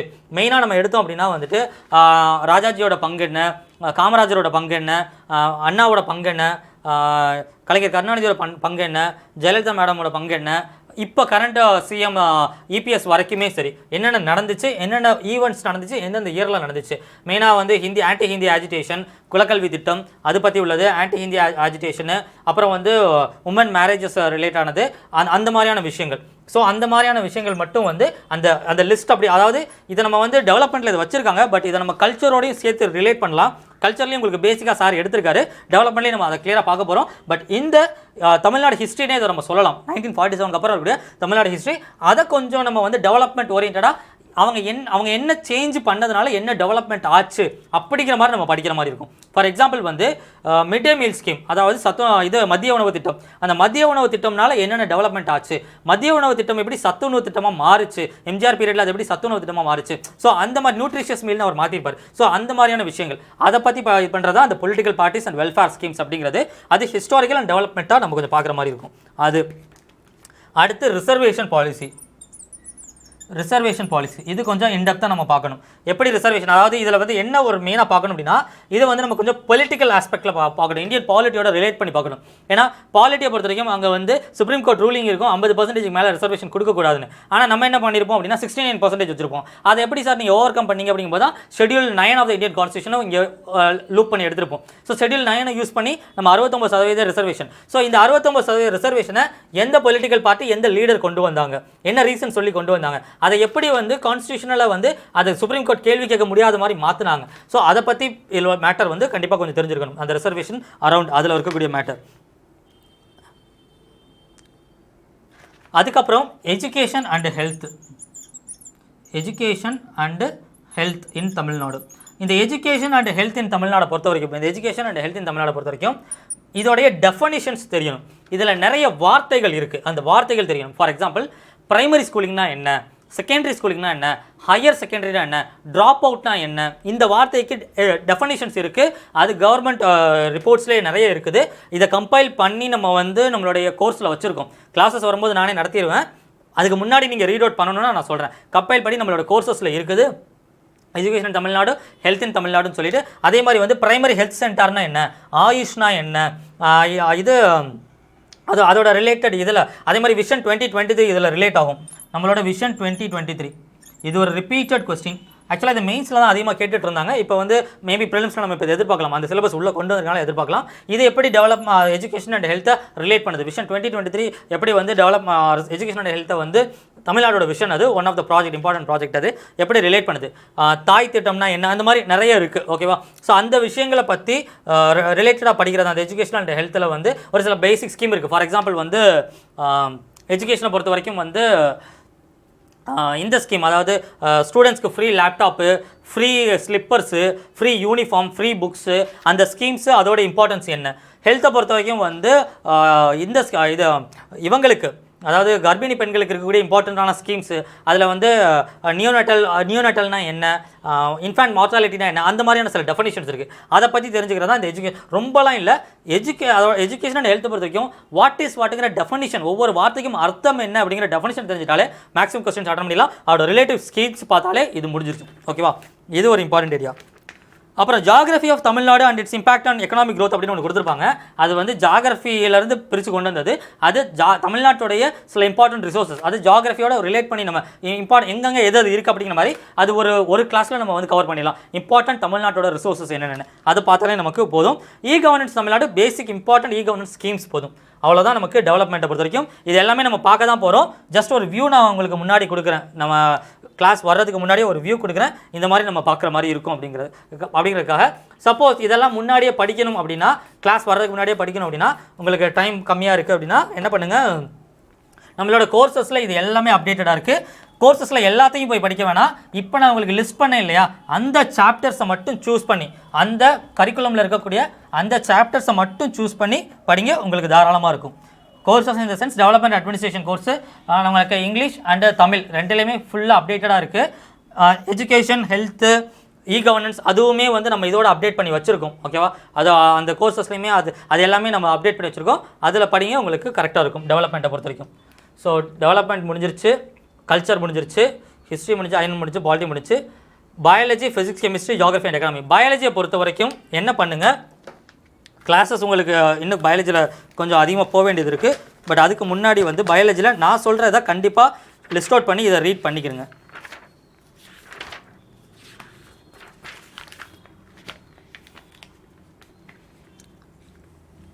அந்த ஃபிசியாலஜி அப்படிங்கிற ஒரு சாப்டர் கொடுத்து நம்மளோட வேர் டு ஸ்டடியில் பார்த்தீங்கன்னா, அதில் வந்து மெயினாக human cell, human organ system, organisation of life, மெயினாக வந்து செல் பயாலஜி, பிளட் சர்க்குலேஷன் இதெல்லாம் கொடுத்துருப்போம். அந்த ஃபிசியாலஜிங்கிற அந்த இதில் இருக்கக்கூடிய யூனிட்ஸை கொஞ்சம் தரவு பண்ணிக்கோங்க, அது ரொம்ப இம்பார்ட்டன்ட். அதாவது நம்மளோட வேர் டு ஸ்டடி சார்ட்டில் ஃபிசியாலஜி அப்படின்னு போட்டு ஒரு செட் ஆஃப் சாப்டர்ஸ் உங்களுக்கு இருக்கும். ஓகேவா? இது கொஸ்டின் பாயிண்ட் ஆஃப் வியூவில் இந்த அதாவது ஒன்றும் இல்லை, முன்னாடி சிலபஸில் வந்து different organ systems in human organ systems, circulatory system, அதாவது இருதயத்தை பற்றி படிக்கிறது, ஹார்ட்டை பற்றி படிக்கிறது, இருதயத்தை பற்றி படிக்கிறது, கிட்னியை பற்றி படிக்கிறது, லங்ஸை பற்றி படிக்கிறது, இந்த மாதிரி கொடுத்துருந்தாங்க.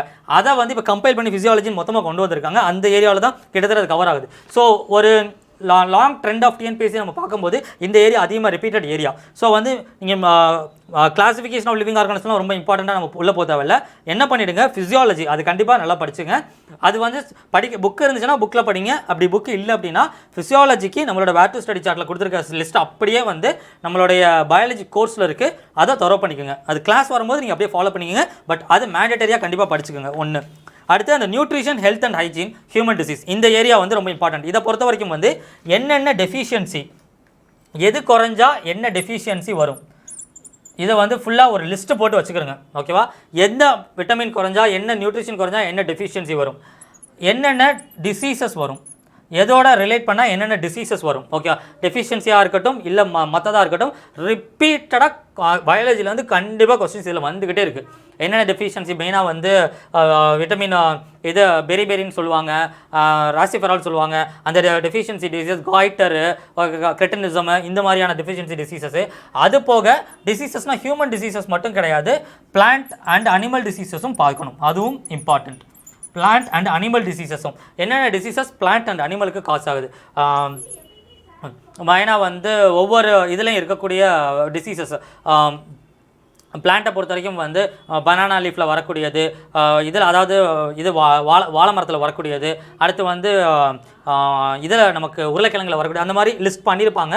அந்த பிளான்ட் அண்ட் அனிமல் டிசீசஸ் மெயினாக இதை நம்ம பொறுத்த வரைக்கும் வந்து ஃபங்கல் டிசீசஸ் அண்ட் இது ஃபங்கல் டிசீஸஸ் அது ரிலேட் ஆகி வரும். ஓகேவா? ஃபங்கஸோட ரிலேட் பண்ணி அண்ட் பாக்டீரியா, வைரஸ், அந்த இதுவும் அது என்னென்ன பாக்டீரியா என்னென்ன டிசீஸ் காஸ் பண்ணுது, என்னென்ன வைரஸ் என்ன டிசீஸ் பண்ணுது, இது எல்லாமே ஒரு டேட்டாமா, ஒரு செட் ஆஃப் டேட்டா. அது அப்படியே ஒரு செட்டாக லிஸ்ட் போட்டு வச்சு கண்டினியூஸாக நீங்கள் படிச்சிங்கன்னா வந்து உங்களுக்கு கிளியராக இருக்கும். ஓகேவா? ஒரு லிஸ்ட் ஆஃப் டேட்டாஸ் அப்படியே செட் பண்ணி வச்சு படிங்க.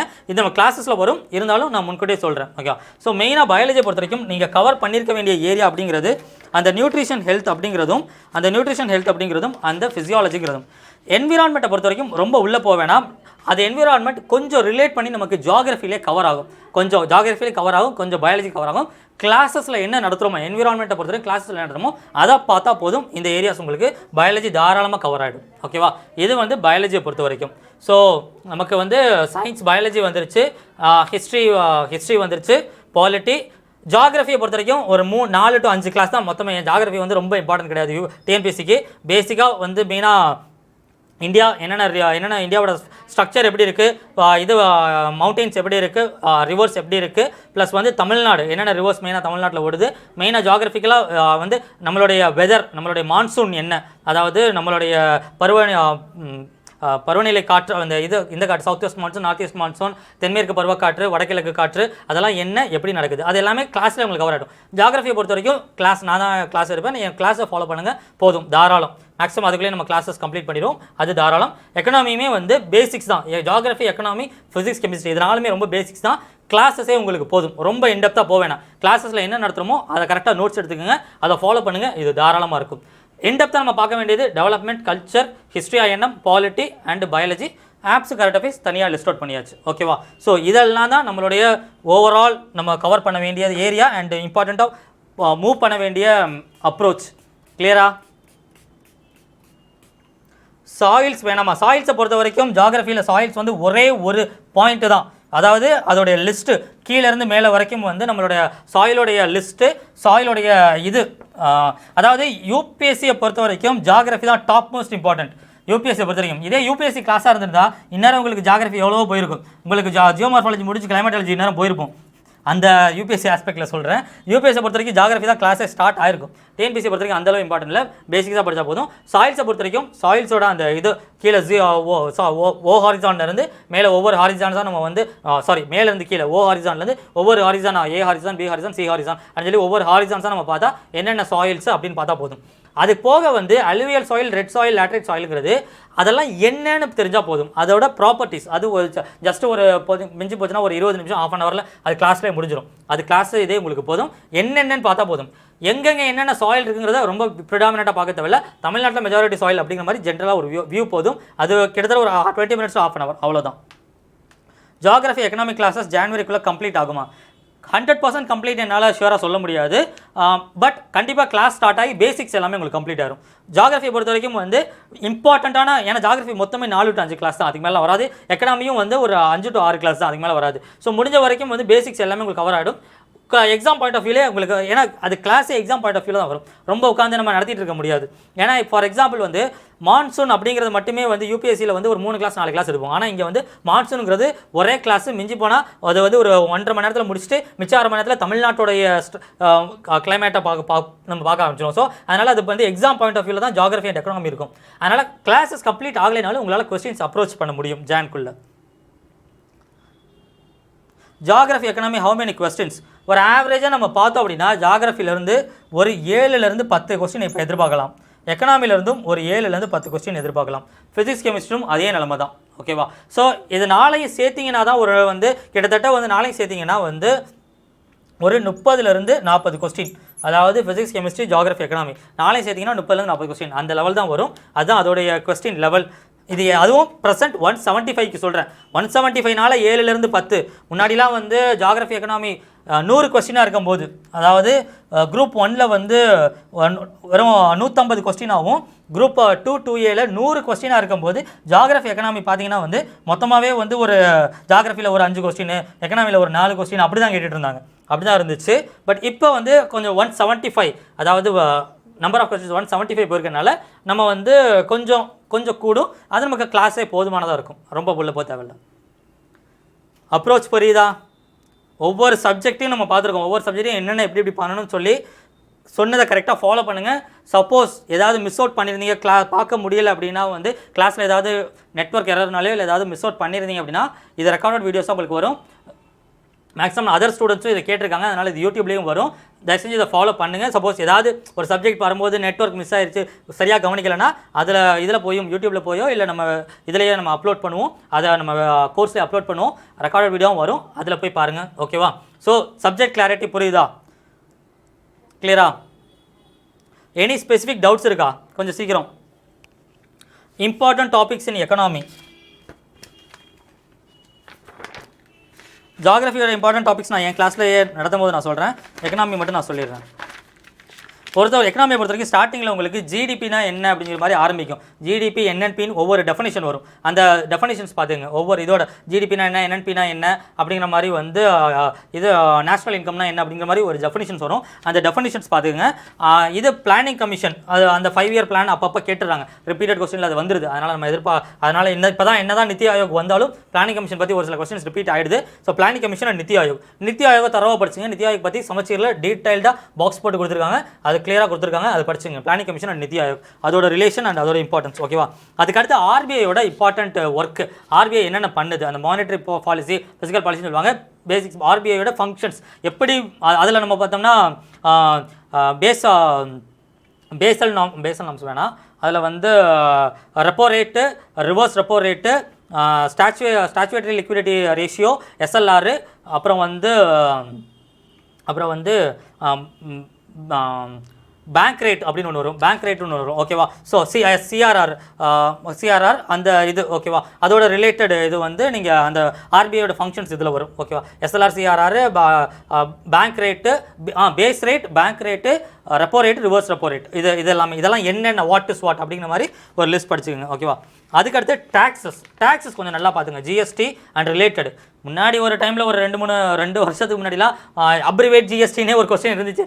அதாவது goods and service tax. GST முதல்ல உள்ளே வரும்போது ஜிஎஸ்டி அப்ரிவேட் பண்ண சொல்லி கொஸ்டின் இருந்துச்சு. இப்போலாம் அப்படி இருக்காது.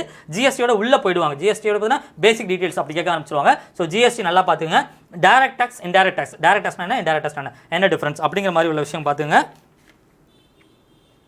அவ்வளோதான். இதுதான் எக்கனாமியில் திரும்ப ரிப்பீட் ஆகக்கூடிய விஷயம், வேறு ஒன்றும் இல்லை. Economy, geography, physics, chemistry and physics. Yes, ஃபிசிக்ஸை பொறுத்த வரைக்கும் ஃபிசிக்ஸ் கிளாஸ்லையும் வரும். இருந்தாலும் ஒன்று சொல்லிடுறேன். ஃபிசிக்ஸை பொறுத்த வரைக்கும் ஃபோர்ஸ் அண்ட் ப்ராப்பர்ட்டிஸ் அதுலேருந்து ஆரம்பிங்க. ஓகேவா? இப்போ புதுசாக வந்து ஃபிசிக்ஸில் ஃபஸ்ட்டு ஒரு பாயிண்ட் கொடுத்துருக்காங்க. அதாவது சயின்டிஃபிக் நாலேஜ், சயின்டிஃபிக் டெம்பர்னு. இதை நம்ம கோர்ஸில் வந்து இதை ஒவ்வொரு சப்ஜெக்ட்லேருந்து கவர் பண்ணி, ஃபிசிக்ஸில் இருந்தும் பயாலஜியில் இருந்தும் கெமிஸ்ட்ரியில் இருந்தும் கவர் பண்ணி ஒவ்வொரு சப்ஜெக்ட்டில் கவர் பண்ணி கோர்ஸோட ஸ்டார்டிங்கில் நம்ம இது கொடுத்துருக்கோம். நம்மளோட ஃபிசிக்ஸ் கோர்ஸோட ஸ்டார்டிங்கில் கொடுத்துருக்கோம். இது புது சிலபஸ் அண்ட் புது ஏரியா. கொஞ்சம் அதை ரீட் அவுட் பண்ணுங்கள். ஈஸியாக கொஸ்டின் வரும். ஆனால் ரொம்ப ஈஸியாக ஆன்சர் பண்ணுற மாதிரி இருக்கும். பட் ரீட் பண்ணாமல் போனால் ஆன்சர் பண்ணுறது கஷ்டம். அந்த ஏரியாவை ரீட் பண்ணுங்கள். ஓகேவா? அது கிளாஸ் வரும்போது நான் நடத்துவேன். பட் இருந்தாலும் கோர்ஸில் முன்னாடியே ரீட் பண்ணோம் அப்படின்னா கோர்ஸில் வந்து ஸ்டார்டிங்கில் இருக்கும் இந்த ஏரியா. அதை கொஞ்சம் ரீட் பண்ணிங்க. அதாவது ஒரு ஜென்ரலைஸ்டாக கொடுத்துருப்பாங்க. பேசிக் ட்ரெண்ட் என்ன, லேட்டஸ்ட் ட்ரெண்ட் என்ன அப்படிங்கிற மாதிரி அதை ரீட் பண்ணிக்கோங்க. ஃபோர்ஸ் அந்த இதோட ஃபார்முலாலேருந்து ஆரம்பிச்சு ஃபோர்ஸ்னா என்ன, எனர்ஜினா என்ன, ஒர்க்குனா என்ன, விசைனா என்ன, அழுத்தம்னா என்ன, இந்த மாதிரியான விஷயங்கள்லாம் இருக்கும். ஓகேவா?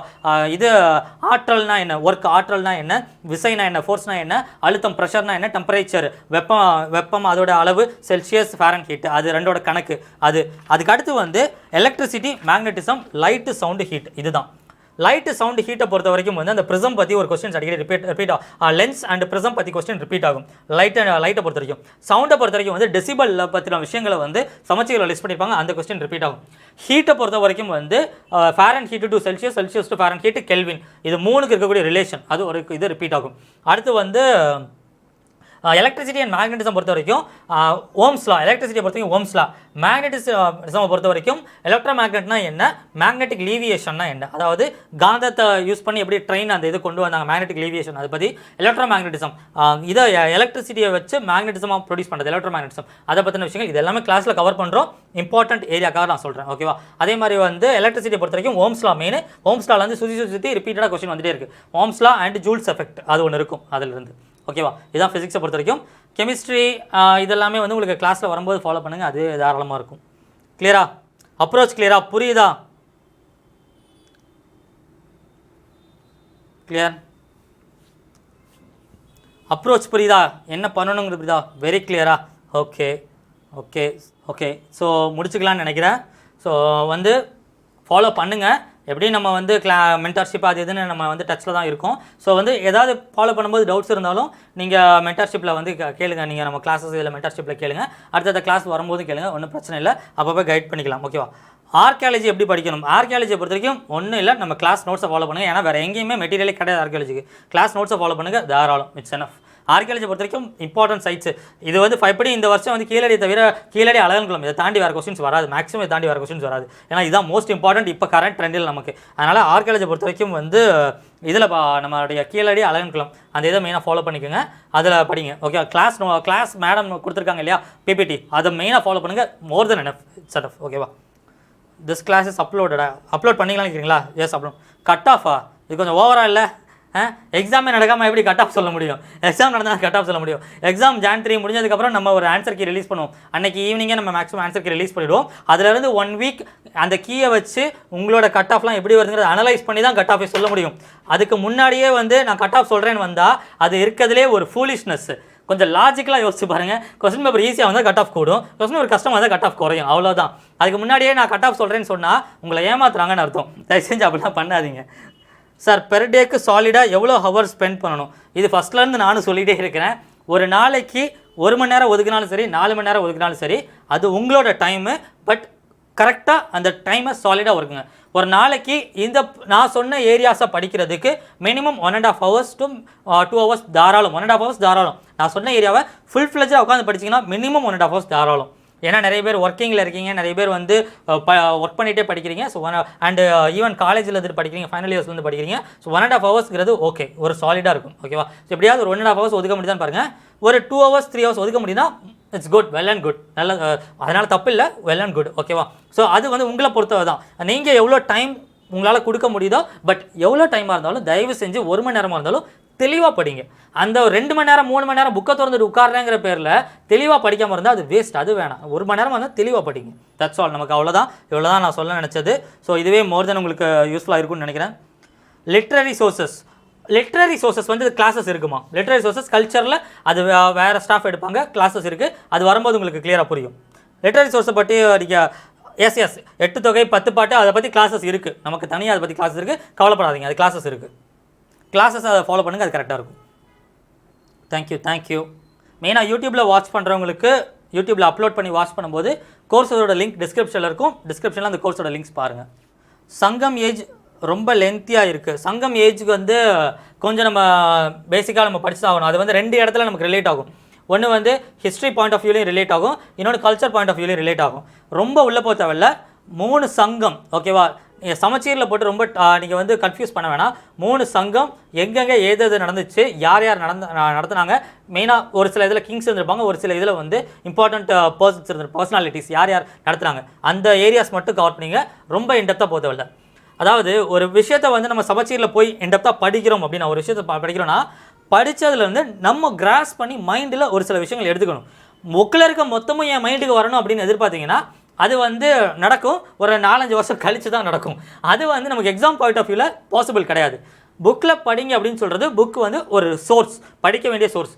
படித்து எடுக்கும்போது எந்த ஸ்டூடெண்ட்டாலையும் எந்த ஆஸ்பிரண்ட்டாலையும் எந்த பர்சனாலையும் 100% புக் அப்படியே நம்மளால் ரீப்ளேஸ் பண்ண முடியாது. நம்ம ஹியூமன் மைண்டு தான். ஸோ அதில் இருக்கக்கூடிய கண்டென்ட்டை நம்மளோட பாயிண்ட் ஆஃப் வியூவில் ஒரு கிராஸ் பண்ணி ஒரு விஷயமாக அனலைஸ் பண்ணி தான் நம்ம எடுக்க முடியும். அப்படி எப்போ நம்ம அனலைஸ் பண்ண ஆரம்பிக்கிறோமோ அப்போ தான் கரெக்டாக நம்ம மூவ் ஆகிறோன்னு அர்த்தம். அண்ட் அகெயின் இதுலேருந்து இப்படி கொஸ்டின் கேட்கலாம், அப்படி கொஸ்டின் கேட்கலாம் அப்படிங்கிற மாதிரியே படிங்க. நீங்கள் அதை விட்டுட்டு வந்து ஒவ்வொரு வார்த்தையும் ரொம்ப இம்பார்ட்டண்ட்டாக எடுத்து நான் என் மைண்டில் வச்சுக்க மாட்டேன், அந்தளவுலாம் இம்பார்ட்டன்ட் இல்லை. ரொம்ப போட்டு அப்படி ப்ரெஷர் ஆகி அப்படி வந்து ஃப்ரஸ்ட்ரேஷன், அது வந்து ஒரு லிமிட்டில் வந்து ஃப்ரஸ்ட்ரேஷன் ஆக்கிடும். ஒரு லிமிட்டில் நமக்கே வந்து இதுக்கு மேலே நான் என்ன படிச்சுக்கிட்டு அப்படின்னு சொல்லி போர் அடித்து நம்மளை தூக்கி போட வச்சிடும் புக்கை. அப்படிலாம் பண்ணாதீங்க. அதிலிருந்து ஒரு கிராஸ்பிங்காக எடுத்து படிக்க ஆரம்பிங்க. அந்த மாதிரி இது சங்கம்க்கு மட்டும் சொல்லலை, எல்லாத்துக்குமே நான் சொல்கிறேன், எல்லா பொசிஷனுமே சொல்கிறேன். அந்த மாதிரி படிக்க ஆரம்பிங்க. ஆட்டோமேட்டிக்காக அந்த ஃப்ளோ உங்களுக்கு ஈஸியாக இருக்கும். இன்னொன்று நல்ல தயவுசெய்து ஞாபகம் வச்சுங்க, சமச்சீரை ஒரு தடவை படித்து நீங்கள் மூடி வைக்க போகிறது கிடையாது. மினிமம் சமச்சீரை 3 தடவை 4 தடவை நீங்கள் ரிவைஸ் பண்ணியிருக்கணும். எல்லா போர்ஷனுமே எது சமச்சீரில் நம்ம படிக்க சொல்கிறோமோ அது எல்லாமே மினிமம் எக்ஸாமுக்கு முன்னாடி 3 தடவை 4 தடவை ரிவைஸ் பண்ணிக்கணும். ஸோ இப்போ நீங்கள் படிக்கிறது ஃபஸ்ட் ரீடிங், இன்னும் செகண்ட் ரீடிங் இருக்குது, தேர்ட் ரீடிங் இருக்குது, ஃபோர்த் ரீடிங் இருக்குது, ஓகேவா? ஸோ அப்போ அதெல்லாம் வரும்போது ஆட்டோமேட்டிக்காக உங்களுக்கு பாயிண்ட்ஸ் உங்கள் மைண்டிலே ஆட் ஆகும், உங்களுக்கு அந்த தரோனஸ் கிடைக்கும். ஸோ ஃபஸ்ட் ரீடிங்லேயே அந்த தரோனஸ் வரணும் அப்படிங்கிற ப்ராக்டிக்கல் அது இம்பாசிபிள். ஏன்னா பேசிக் ஹியூமன் மைண்டுக்குன்னு ஒரு லெவல் இருக்குது, அதை ஓவர் கம் பண்ணிலாம் நம்மளால் போக முடியாது. ஓவர் கம் பண்ணோம்னா ஃப்ரஸ்ட்ரேஷன் ஆகிடும். அப்படிலாம் பண்ண வேணாம். பேசிக்காக ரீட் பண்ணுவாங்க. ஃபஸ்ட்டு படிக்கிறது ரொம்ப கஷ்டமாக இருக்குது, நிறைய இருக்கிற மாதிரி இருக்குன்னா ரீட் பண்ணுங்கள், போதும். ஒரு தடவை ரீட் பண்ணுங்கள், 2வது தடவை எடுத்து வச்சு அதில் இந்த டாப்பிக்கில் என்னென்ன கேட்டிருக்காங்க அப்படிங்கிற மாதிரி படிங்க. அதுக்கு அடுத்து நம்ம எல்லாத்தையும் படிச்சுட்டு ரிட்டர்ன் வரும்போது நம்ம நல்லா அதை வந்து ஃபுல் ஃப்ளெஜ்டாக படிச்சுக்கலாம், நல்லா ரிவைஸ் பண்ணிக்கலாம், ஓகேவா? அதாவது ரீடிங் அண்ட் ஸ்டடிங் ஒரு ஆர்ட்டுமா, அது பழக தான் வரும். பழகிட்டே இருந்தீங்கன்னா ஆட்டோமேட்டிக்காக உங்களுக்கு வந்துடும், ஓகேவா? ஃப்யூச்சரில் படிக்கிறவங்களுக்கு நிறைய இன்ஃபர்மேட்டிவாக இருந்துச்சு சார்.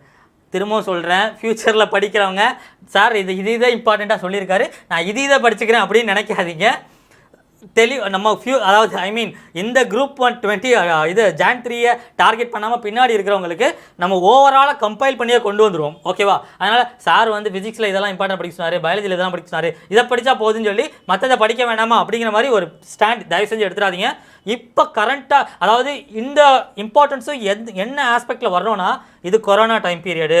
ஸோ இவ்வளோ வேகன்சி இருக்குது, இந்த வேகன்சியில் இவ்வளோ பேர் இதை அட்டன் பண்ணலாம், டிஎன்பிசி இது நியூ சிலபஸ்ஸு, இந்த சிலபஸ்க்கு இப்படி கொஸ்டின் கேட்கலாம், இதை எல்லாத்தையும் மைண்டில் வச்சு தான் இந்த அனலைசிஸ் நான் வர்றோம். சும்மா வந்துட்டு இதை படிங்க அதை படிங்கலாம் இந்த அனலைசிஸ் நாங்கள் சொல்லலை.